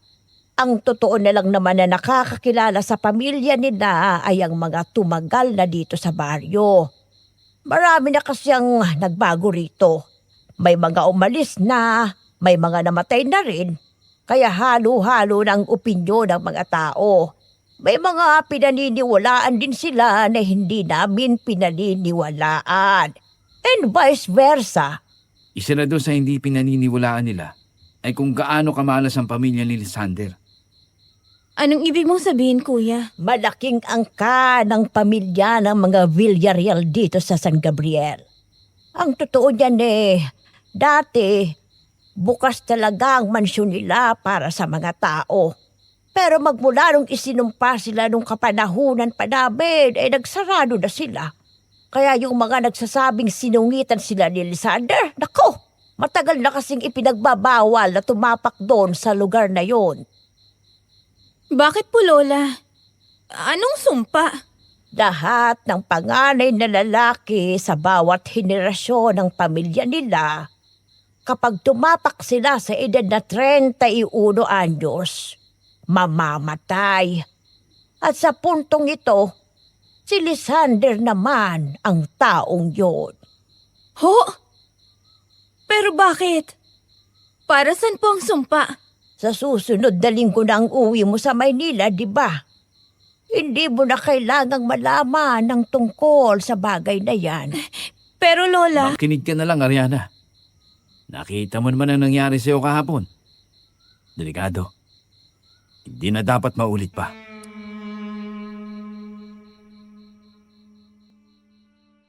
Kinahapunan, pumunta ulit ako sa tagpuan namin pero hindi ko man lang nakita si Lysander. Wala rin bakas na nagpunta siya doon.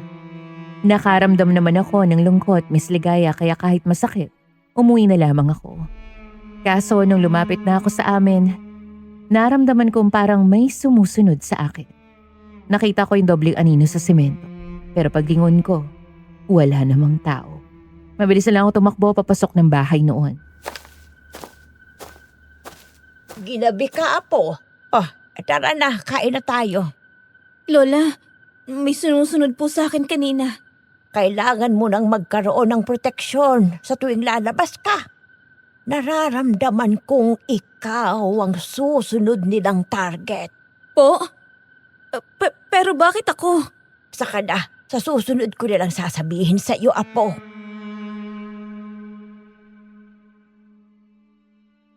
Nakakabaliw naman isipin yon, Miss Ligaya, dahil nung gabing yon hindi na naman ako makatulog. Kahit nakailang gulong na ako sa kama, ginugulo pa rin ang utak ko sa mga nangyayari. Kaya ba ganun na lang ang ikinikilos na Lysander? Ang mga sugat sa katawan niya na nakikita ko, ang pagkalamya ng kanyang itsura. Dahil ba may taning na ang buhay niya? Nakakalungkot naman lalo na kung predetermined na ang lahat, Miss Ligaya. Sigurado akong growing up hindi nagawa ni Lysander kailanman na maging masaya, knowing na alam niyang may mga mangyayaring masama sa buhay niya.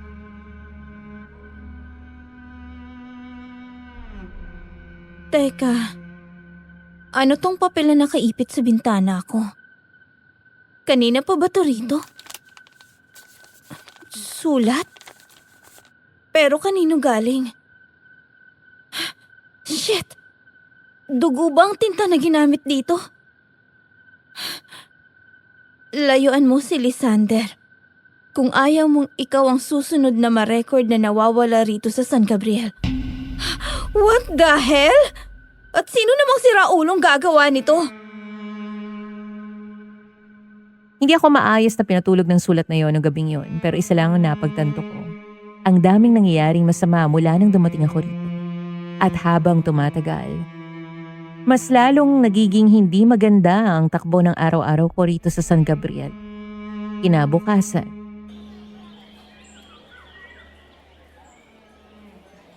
Natatakot na ako para sa kalagayan ni Ariana, Joaquin. Kailangan sa lalong madaling panahon ay makabalik na siya ng Maynila. Pero paano natin sasabihin sa kanya yun, La? Madali lang naman kausapin ang pinsan. Aling Adelina! Aling Adelina! Pakibuksan ho ng pinto! Aling Adelina! Anong nangyari sa'yo, Sol? Aling Adelina, tulungan niyo ako. Ang anak ko si Vanessa, nawawala. Hindi ko alam ang gagawin ko. High school pa lang ang anak kong yun, Aling Adelina. Tulungan niyo po ako. Kumalma muna ho kayo, Aling Sol. Mupo muna kayo rito. Dito sa upuan. Ikukuha ko kayo ng tubig. May pinuntahan ba ang anak mo, Sol? Anong magpaalam siya sa'yo? Saan bang sinabi ang lugar na pupuntahan niya? Ang sabi niya, kikitain niya lang daw ang mga kaibigan niya dahil may gagawin silang group project sa isa sa mga subject nila sa eskwelahan.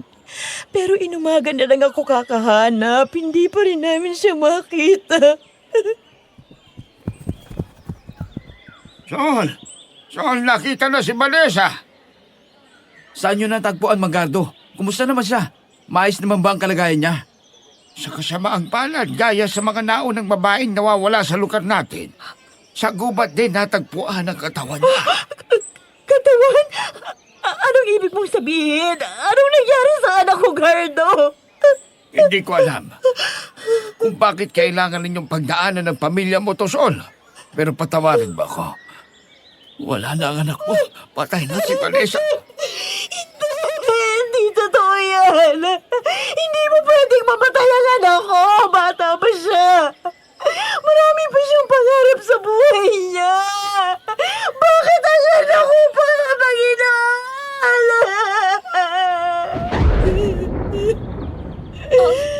Ano pong nangyayari dito, Lola? Kuya Joaquin? Patay na ang anak ni Aling Sol, Ariana. Bakit si Vanessa pa? Bakit? parang may kumurot sa puso ko habang pinapanood na magwala si Aling Sol dahil sa pagkamatay ng kanyang anak.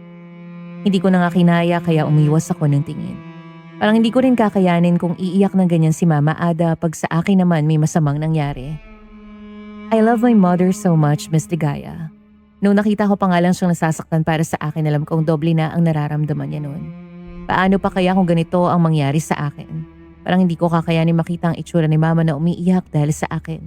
Mula noon naging sunod-sunod na ang napapabalitang pagkamatay at nawawalang kababaihan sa San Gabriel. At hindi nila ito may iwasang ikonekta kay Lysander. Minsan, nagpulong ang mga parte ng baryo sa barangay. Dapat sa lalaking yun mamatay. Oo nga, sunugin natin yung bahay niya. Ano may isama na siya sa kamatayan. Malas talaga. Sobrang malas yung buhay nandun sa... Lagi mo pa. Kaangulo dito sa barangay natin, San Gabriel. Hindi naman huyatang tamang manghusga kayo ng tao base lang sa kung anong nararamdaman nyo. Huwag kayong mambintang. Dahil lang siyang nakikita niyong easy target? Ano namang gagawin ni Lysander sa mga babaeng yun? Huwag mo na siyang ipagtanggol, Iha. Halimawang lalaking yon, wala siyang puso. Minsan ko na siyang nakita sa gubat.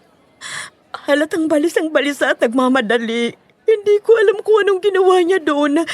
Pero mula nang makita ko siya doon, sunod-sunod na yung kaso ng mga nawawala at namamatay dito sa San Gabriel. Di siya nga ang may kasalanan. Dapat sa kanya ang mamatay.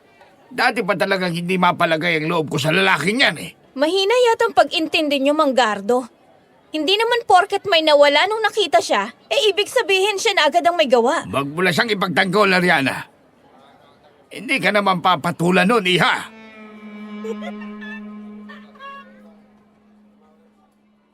Napaawang na lang ang labi ko sa narinig ko, Miss Ligaya. Hindi ako makapaniwalang sarado ang utak ng mga tao rito sa San Gabriel.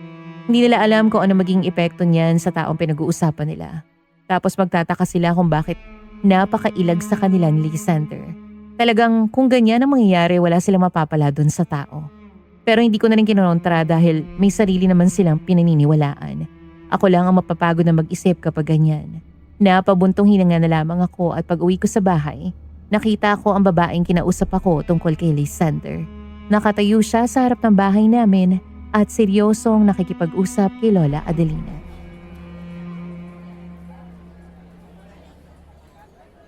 Sinasabi ko sa iyo, Cassandra, huwag ang apo ko! Madali lang naman akong kausap, Lola Adelina eh. Basta wag lang akong kinakalaban at kinukuha kung anong sakin. Wala tayong magiging problema. Lola, ano pong pinag-uusapan niyo? Uy, Ariana, kamusta na? Actually, ikaw ang sadya ko rito. Gusto ko lang ibigay sa iyo to. Sabi ko naman, di ba? Gusto ko maging magkaibigan tayo. Kaya heto, tanggapin mo ang munting regalo ko. Pumasok ka na sa loob, Ariana. At ikaw, Cassandra, umalis ka na. Baka hindi ako makapagtimpi sa'yo. Basta ang akin ay akin. Bye! Akin na yan! Akong magbubukas. Lola, bakit niyo naman sinupladaan si Cassandra? Mukha naman siyang Huwag babae. mo akong lokohin! Alam kong hindi yun ang nararamdaman mo. Ano bang laman nito? Lola, Ariana, ano yan? Bakit amoy patay na hayop dito? Kuya Joaquin, yung ulam na binigay ni Cassandra, may patay na daga. Itapon nyo yan, dali! Lola, sino bang babaeng yun? Bakit niya ako tinatakot ng ganito? Dating nobya yun ni Lysander, apo. Na hanggang ngayon ay baliw na baliw sa kanya. Gagawin niya ang lahat para lumayo ka kay Lysander. Ano? It now all makes sense, Miss Ligaya. Mula sa mga sumusunod sa akin hanggang sa patay na ibon, sulat na iniwan sa bintana ko tapos ngayon, dito lahat yun ay dahil sa babaeng si Cassandra. Gosh, nahihibang na ba siya? Ang sabi ni Lola, hindi na raw ako pwedeng magpagabi kung aalis ako. Baka raw may mangyaring masama sa akin kapag sumuway ako. Pero sa utak ko kailangan malaman na Lysander ang nangyayari. Baka may masama siyang gawin dahil lang sa obsessed siya sa lalaking yun. Nung hapon pumunta ako sa park, naabutan ko si Lysander. Parang wala na naman siya sa sarili niya. Kaya nilapitan ko siya agad.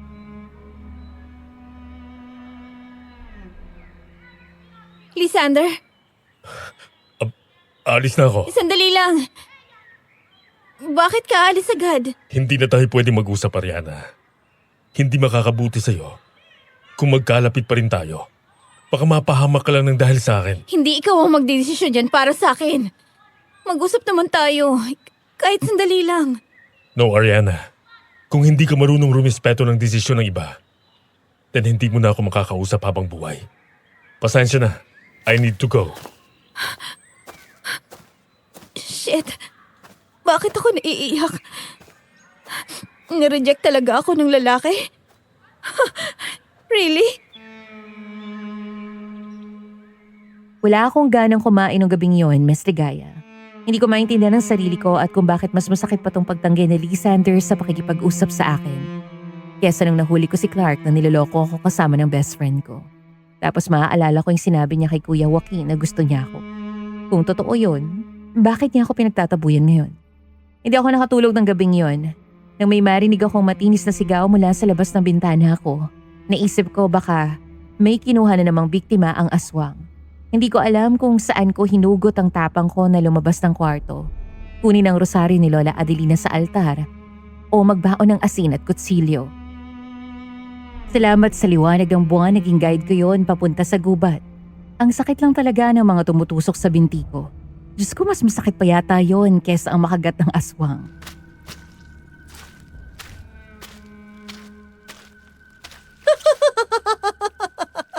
Kita mo nga naman, ang lakas naman ng loob mong tumapak sa teritoryo ko. Cassandra? Hoy! Naalala ko yung binigay mo sa akin na lunchbox. Ang effort mo naman na maghanap ng patay na daga para lang ilagay doon. Papansin ka ba? Bakit ako ang pinagtitripan mo kung hindi ka na gusto ni Lysander? Eh hindi naman kami. Pero alam kong gusto mo siya. Binabantayan kong bawat galaw nyo. Ang bawat pagtatagpo nyo sa park na para magmatagal na kayong magkasintahan. Talaga hindi ka natitinag sa sulat, ano? Gusto mo talagang harap-harapan ka pang winawarningan para tumigil ka lang. My God! Ano ka ba? Obsessed fan? Kaya ka siguro hiniwalayan ni Lysander dahil ang pangit ng ugali mo. Maganda ka nga pero nasa loob naman ng kulo mo. At para sabihin ko sa'yo, kahit ano naman sigurong gawin mo, kung hindi ka na mahal ng taong hinahabol-habol mo, hindi na siya babalik sa'yo. So please, maawa ka sa sarili mo. Magkaroon ka naman ng delikadesa. Tigilan mo na si Lysander. Pero kapag nawala ka sa landas niya, alam kong babalik na siya sa akin. Ano? Bakit napupunit yung balat mo? Kulubot ka na pala. Ang dami mong satsat. Papatayin na lang kita agad! Gosh!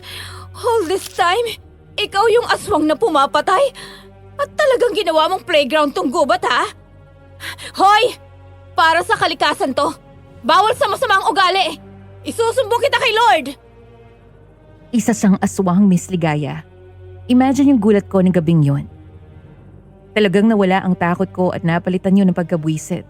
Kasi kung siya lang naman pala ang kakaharapin ko, mas nag-uumapaw pa ang inis at galit ko dahil sa ginawa niya. Kesa ang matakot. Nakalimutan ko na ngang hindi siya basta-basta. Kaso nung lalabanan ko na siya, may iba pa akong narinig na ungol ng halimaw. Doon ko lang napagtanto. Hindi lang siya nag-iisa.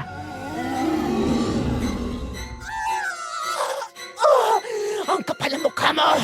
Hindi kita papayagang makawala rito ng buhay! Ako pa talagang hahamunin mo, ha? Tara! Tapusin na natin tong issue mo sa akin! Alang hiya! At may kasama ka? Akala mo, hayang kitang mabuhay pa! Saybay na sa mundo, Ariana! Tulong! Tulong! Sinabi ko nang wag si Ariana!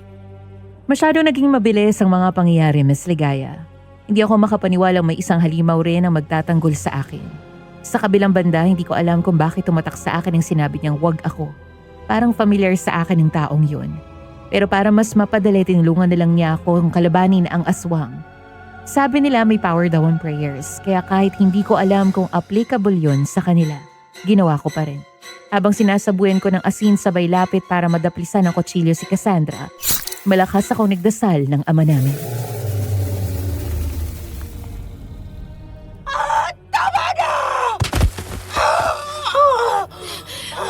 Hoy! Saan ka pupunta? Babalik ako! At kapag nakabalik ako, Sisiguraduhin kitang papatayin kita! Loka! Akala mo hahayaan kitang matapos kung malaman na aswang ka? Ulol! Hihintayin ko ang araw na yan at sisiguraduhin kong ikaw pa rin ang mamamatay! Buisit! Teka. Lysander?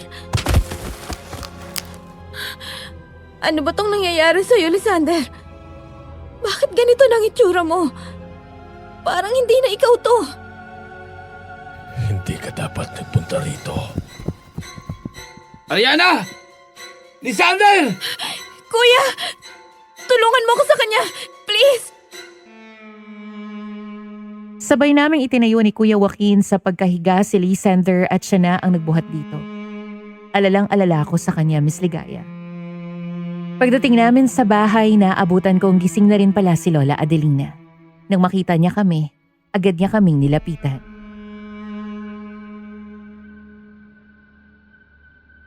Ako nang bahala kay Lysander, Lola. Ano bang pumasok sa utak mo at umalis ka sa bahay ng 10 oras ng gabi, Ariana? Sinabi ko na sa yung delikado, di ba? Lola, si Cassandra. Isa siyang aswang. Nakita ko kung paano magbago ang anyo niya. At ganun din si Lysander. Ay, nako. Umupo ka nga rito. Sa tingin ko kailangan mo nang malaman ang lahat. Lola, ano ba talagang nangyayari? Bakit naging halimaw si Lysander? At bakit parang alam niyo na ang lahat? Ay, dahil matagal na naming hinihintay ang araw na ito, Ariana.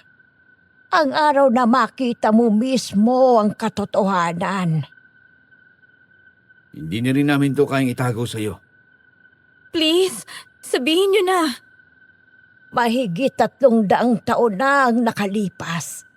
Bago pa man maging baryo ang San Gabriel, puro kagubatan pa lamang ang lugar na ito.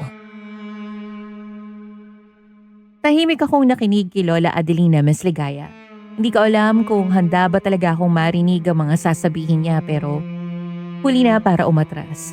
Gusto ko rin namang malaman ang tungkol dito para hindi na ako magmumukhang tanga. Ang hirap rin kasing mga pa. Kahit na tingin ko hindi naman talaga parte ng buhay ko ang malaman ang tungkol dito.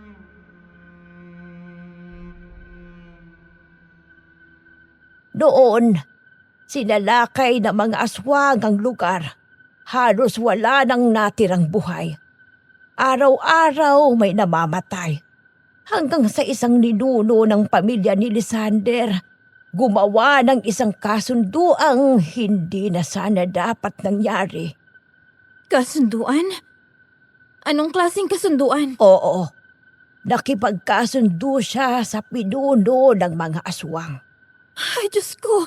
Totoo ba yan? Kapalit ng kaligtasan ng buong San Gabriel. Isang panganay na lalaki mula sa kanilang angkanang iaalay sa bawat henerasyon. Ha? Bakit ang tanga naman nila? Bakit nila iririsk ang buhay nila sa mga taong wala namang pakialam sa kanila? Kapag sumapit ang 31 kaarawan ng panganay, kukunin siya ng mga aswang. Hindi. Hindi pwede yun. Kapalit noon, ipinangako ng mga aswang na hindi nila lilipulin ang buong baryo. Hanggat buhay ang susunod na panganay, hindi nila pwedeng salakayin ng tuluyan ng San Gabriel. Kaya hindi totoo ang sinasabi nila tungkol sa kanya. Oo, Apo.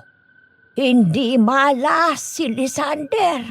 Siya ang dahilan kung bakit hanggang ngayon may bari pang tinatawag na San Gabriel. Ang lalaking hinuhusgahan nilang malas, siya pala ang araw-araw na nagsasakripisyo para mabuhay sila. Para akong minuhusan ng malamig na tubig noon. Miss Ligaya, biglang nagdugtong-dugtong ang lahat. Kaya pala lagi siyang sugatan, lagi siyang pagod, lagi siyang hinihimatay, at lagi siyang nagmamadaling umalis bago dumilim. At kaya pala ayaw niya akong mapalapit sa kanya. Hindi dahil sa ayaw niya sa akin, kundi dahil gusto niya akong ilayo sa kapahamakan.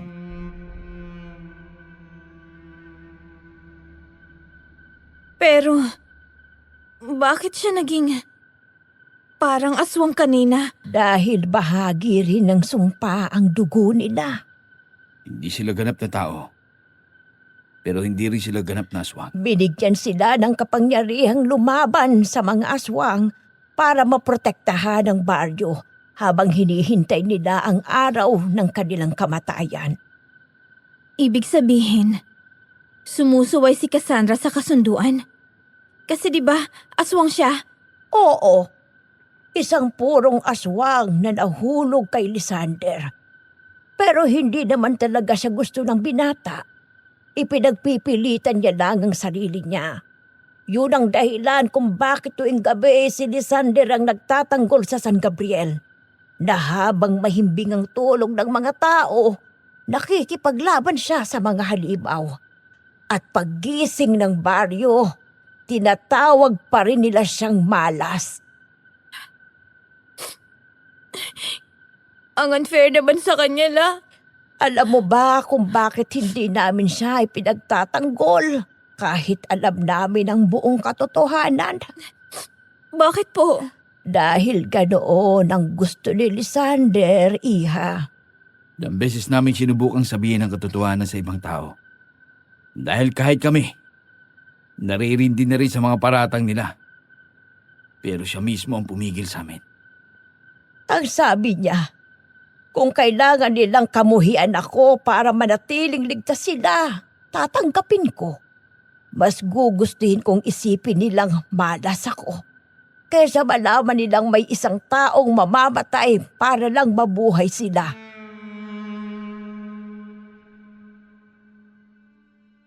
Doon tuluyang bumagsak ang mga luha ko. Miss Ligaya, habang ang buong San Gabriel ay abala sa paniniwalang malas si Lysander, ang hindi nila alam ang taong araw-araw nilang iniiwasan. Siya rin pala ang dahilan kung bakit nagigising pa silang buhay kinabukasan. Noong mga oras na yon, parang gusto ko na lang siyang sabihan na tigilan na niya ang pagliligtas sa ibang tao. Dahil wala naman silang mga utang na loob.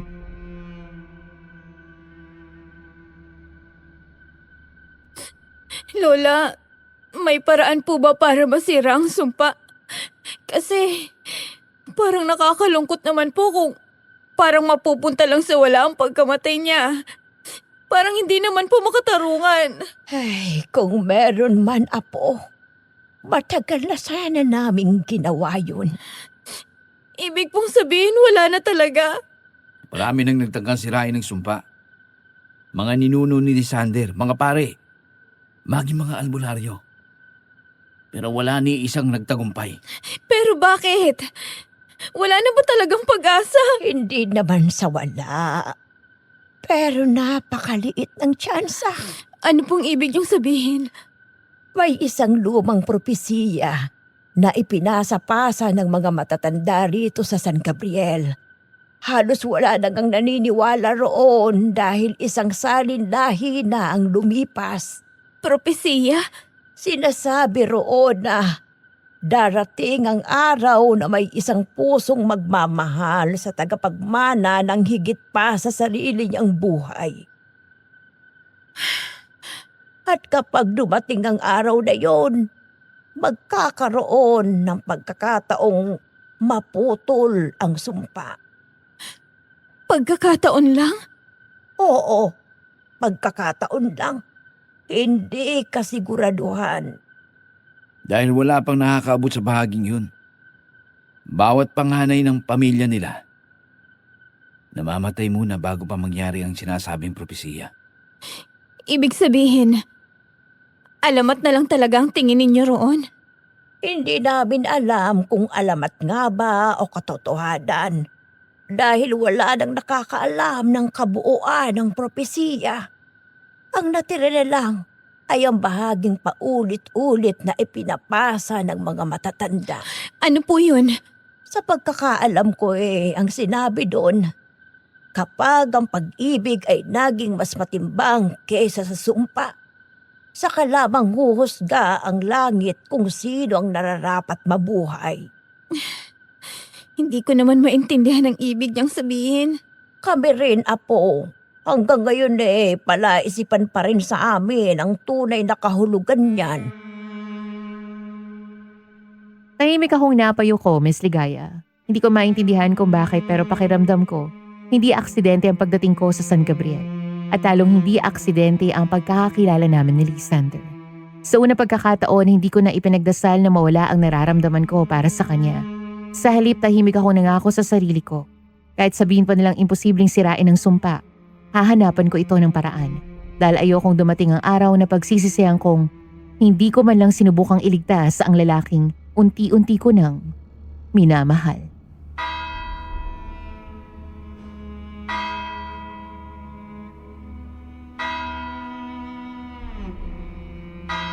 Pagkatapos kong malaman ang katotohanan tungkol kay Lysander, Miss Ligaya, parang hindi na ako makatulog. Sa bawat pagising ko, isang tanong lang ang laman ng isip ko. Paano ko siya maililigtas? Sa totoo lang, wala naman talaga ako laban sa mga aswang. Wala akong supernatural powers at hindi rin ako anak o apo ng mga taong pwedeng makatulong sa kanya. Kaya pinagpasa Diyos ko na lamang ang lahat. Paglabas ko ng simbahan, nagimbal ako sa nakita ko. Si Lysander. Pinagkakaisahan na siya ng mga tao. Pinagbabato siya ng mga ito. Pinagpapasapasahan hanggang sa natumba siya. Bumalik ako sa ulirat ko kaya mabilis akong tumakbo papunta sa kanila. Hindi ko alam kung dahil lang ba sa adrenaline rush pero parang ang lakas ko dahil napaatras naman sila. Tama na! Huwag niyo namang pagkaisahan yung tao! Anong wag pagkaisahan? Kung siyang dahilan kung bakit nawala ang anak ko, Ariana! Nababaliw ka na yata, Aling Sol. Alam ko namang galit ang punot dulo. Kaya niyo sinisisi si Lysander. Pero wala naman kayong solid na ebidensya. Huwag niyong isisi sa iba ang kapabayaan niyo sa mga anak niyo. At anong gusto mong paniwalaan namin, Ariana? Simula nung nakita yan sa gubat, sunod-sunod na ang mga nawawala. Kung hindi man siyang pumapatay, malas pa rin ang dala niya.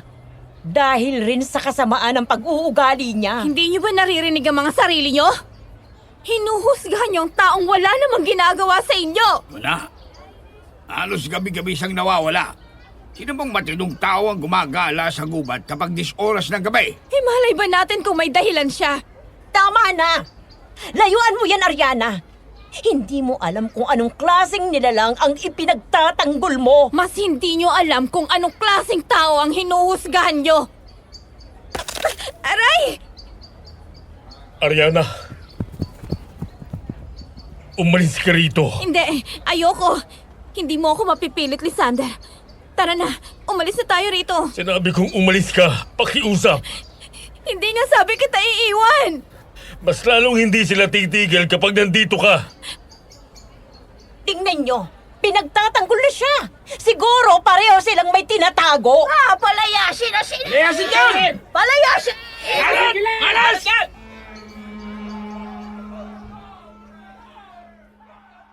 Habang nagsisigawan ng mga tao, lalo nang bumigat ang dibdib ko, Miss Ligaya. Kung alam lang nila ang katotohanan. Na ang tao minabato nila ang siya ring gabi-gabing nakikipaglaban para manatili silang buhay. Baka sila pa ang unang luluhod para humingi ng tawad. Pero hindi pwedeng sabihin ang totoo. Dahil kapag nalaman nilang malapit na ang 31 kaarawan ni Lysander, mas lalo lang silang matatakot sa kanya.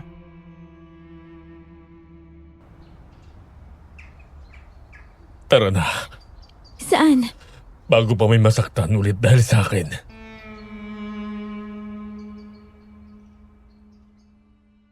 Hindi ko na hinayaang umuwi si Lysander na mag-isa, Miss Ligaya.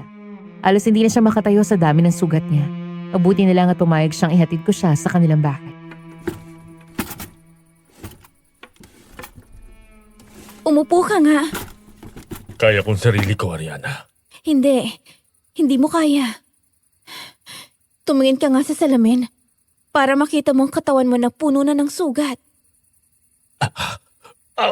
Masakit yan.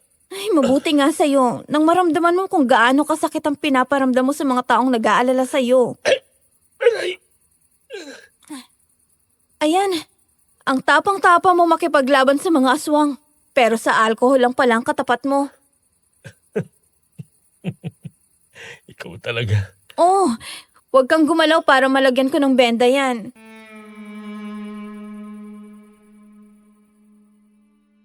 Tahimik lang kaming dalawa habang nililinisan ko ang kanyang mga sugat.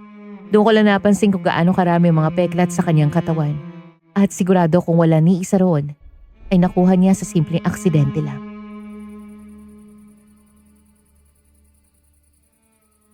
Araw-araw mo bang dinadala to mag-isa? Sanay na ako. Hindi ka dapat masanay. Masama yun. Dahil habang buhay mo nang kikimkimin ang problema mo. Kailangan.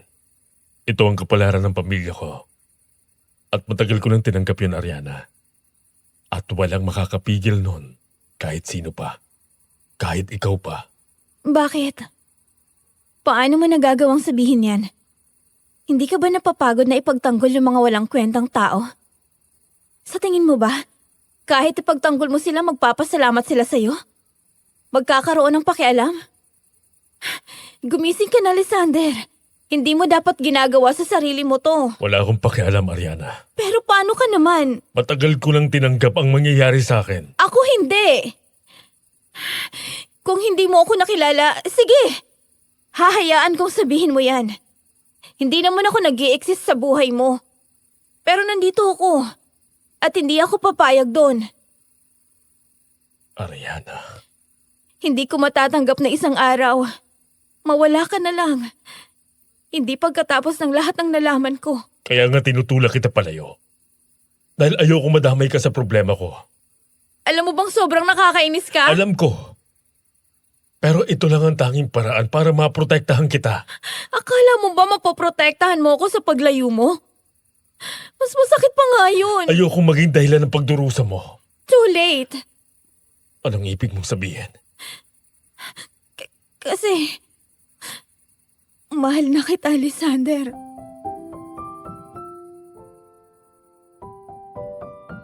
Para bang tumigil ang mundo ko noon, Miss Ligaya.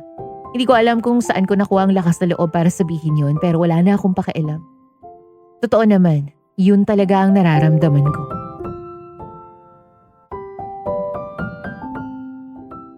Huwag. Gumawa ka ng paraan para mapigilan ang nararamdaman mo para sa akin. Bakit? Ayaw mo ba sa akin? Dahil habang mas minamahal mo ko, mas inilalapit mong sarili mo sa kapahamakan. Wala akong pakialam. Pero ako meron. Pasensya ka na. Bakit ka nagsasorry? Kasi, malamang hindi ko na maaabutan ng kinabukasan na gusto mong buuin kasama ako.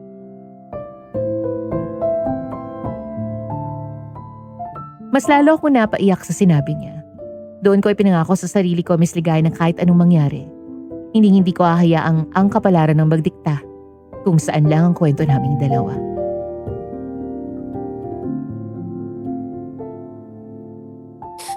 Kahit anong sabihin mo, hindi ako aalis sa tabi mo. Ariana. Hindi ko alam kung paano kita maililigtas. Pero hindi ko rin alam kung may paraan pa ba para sirain ang sumpa. Pero isang bagay ang sigurado ko. Ano yun? Hindi kita hahayaang harapin ito ng mag-isa.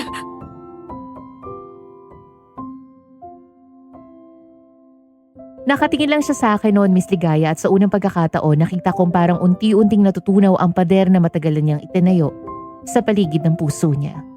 Dahan-dahan niyang hinawakan ang aking mga kamay.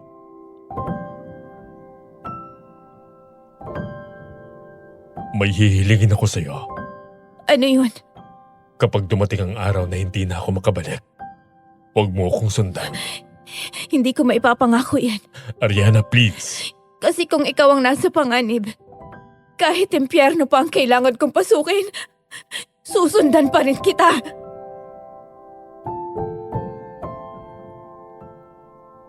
Mahigpit niya akong niyakap. Wala siyang sinabi. Pero sapat na yon para maramdaman kong pareho pala kaming natatakot. Hindi sa mga aswang, kundi sa nalalapit na araw na maaaring iyon na ang huli naming yakap. Ang hindi namin alam, 7 araw na lang pala ang natitira bago sumapit ang ika-31 kaarawan ni Lysander. At habang papalapit ang araw na yon, mas lalo rin nagigising ang mga nilalang na matagal nang naghihintay para kunin ang lalaking matagal nang nagpoprotekta sa buong San Gabriel. Dumating na ang araw na kinatatakutan naming lahat, Miss Ligaya. Ang ika-31 birthday ni Lysander. Wala pa kaninang pagsikat ng araw, kakaiba na ang hangin sa San Gabriel. Dala na rin siguro ng marami ang sunod-sunod na namatay. May mga umalis sa baryo dahil hindi kinaya ang depresyon at merong hanggang ngayon gusto pa rin isisi kay Lysander ang lahat na nangyayari sa kanila. Hindi ka pa kumakain. Okay ka lang ba? Lola, wala ba tayong gagawin para mapigilan ang nakatakda? Ilang araw na ako naghahanap ng sagot. Pero hanggang ngayon, wala pa rin akong makita. Hindi ko alam ang gagawin ko. Awang-awa na po ako kay Lysander. Araw-araw, tuwing nakakasama ko siya, nakikita kong natatakot siya habang hinihintay ang katapusan niya. Ay, sana nga ay meron kaming magagawa. Pero ang tanging kaya lang namin ay ang ipagdasal siya. Dasal? Does prayer really work? Pinakikinggan ba talaga tayo ng Diyos? Pinakikinggan niya tayo, Apo.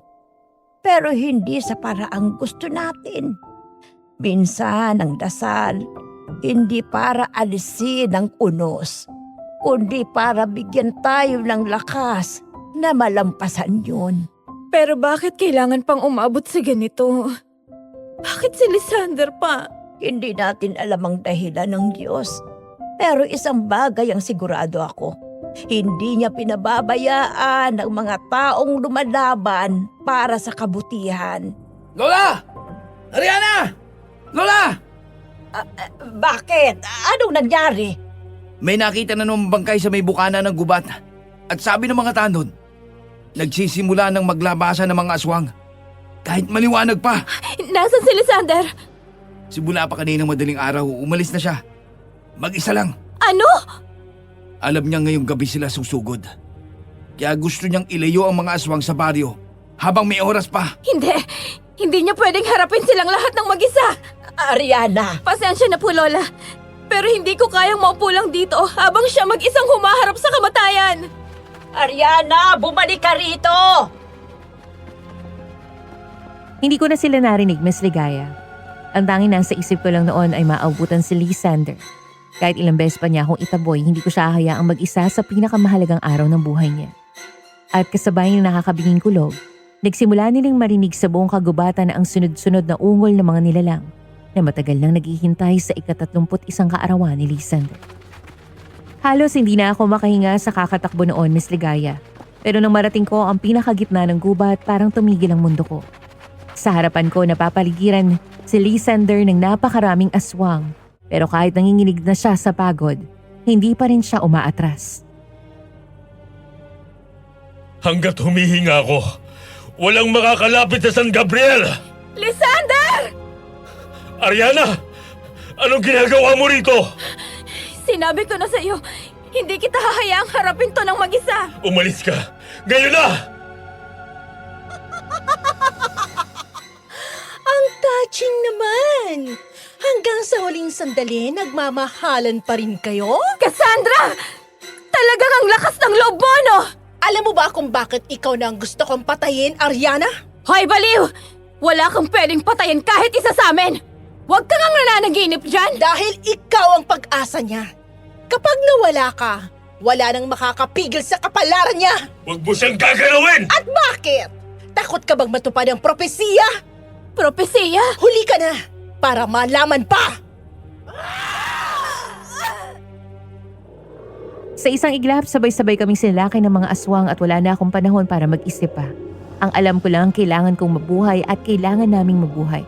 Habang lumalaban si Lysander, isa-isa namang dumating sina Kuya Joaquin, Lola Adelina at ang ilan sa mga lalaking taga San Gabriel. Halos buong kagubatan ang umalingaw-ngaw sa sigawan ng tao at mga halimaw. Isa-isang bumagsak ang mga aswang. Pero habang tumatagal ang laban, lalo ring nangikina si Lysander. Bigla nilang tumalon si Cassandra papunta sa akin. Mamatay ka na! Sinabi ko na sa'yo, hindi mo pwedeng agawin sa akin si Lysander! Visit ka! Walang sayo! Halimaw ka! Aray! Pumikit na lang ako. Akala ko katapusan ko na. Pero nang dumilat ako, nandoon si Lysander sa aking harapan. Siya ang tumanggap ng ataking para sa akin mula sa isa pang aswang na sumugod sa akin, Miss Ligaya. Lysander! Ayos ka lang. Hindi pwede. Huwag kang pumikit!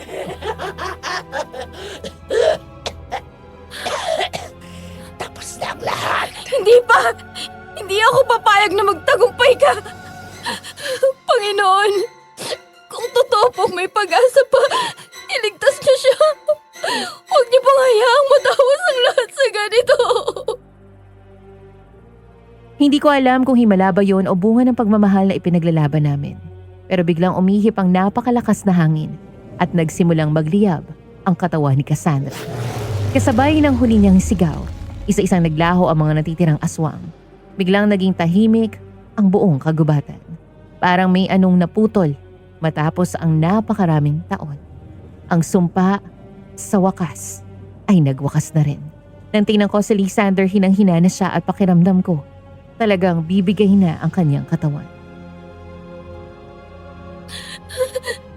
Lysander, tingnan mo ako. Huwag kang pumigit.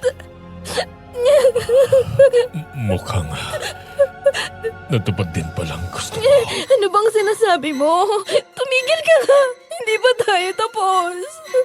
Hindi na ako natatakot. Pero ako natatakot. Kaya pakiusap. Lumaban ka ba? Salamat. Dahil hindi mo ko iniwan. Hindi kita iiwan kailanman. Mahigpit kong hinawakan ang kanyang kamay, Miss Ligaya. Paulit-ulit kong ipinagdarasal na huwag siyang kunin sa akin. Hanggang sa marinig ko ang mahina niyang paghinga. Buhay siya. At sa pagkakataong iyon, alam kong tapos na rin ang bangungot na ilang salinlahi na bumalot sa San Gabriel. Isang taon matapos ang gabing yun, tuluyan nang nagbago ang San Gabriel, Miss Ligaya. Wala nang nawawala at wala nang gumagala tuwing gabi. Wala na ring aswang na kinatatakutan ng mga tao. At higit sa lahat, wala na ring taong nagtatago sa likod ng mga sugat niya. Sa muli magkasama tayo.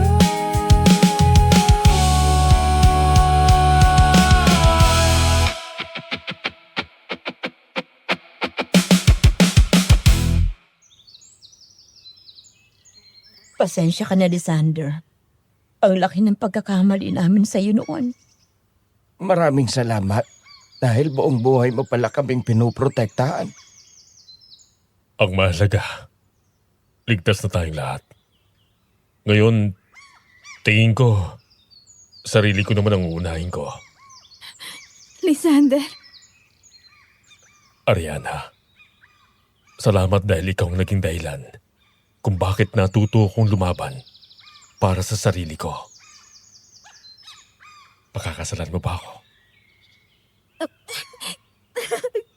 oo. 1,000 beses na oo.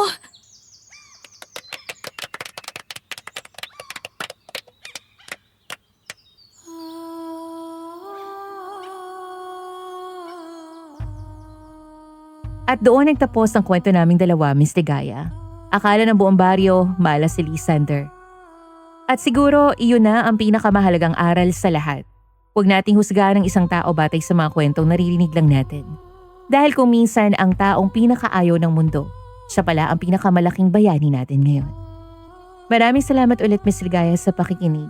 Love, Ariana.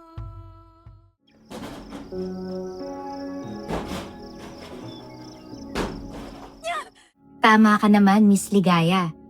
Pero tandaan din natin, dear listeners, na ang pag-unawa ay hindi nangangahulugang kailangan nating palaging patawarin o bigyan ng pagkakataon ang lahat ng taong nagkamali sa atin. Minsan, sapat nang maunawaan natin kung bakit sila naging ganoon. Pero piliin pa rin nating lumayo. Dahil syempre, para sa kapakanan din natin yon. Hanggang dito na lang. Maraming salamat at magkita-kita tayo sa susunod na video. Paalam!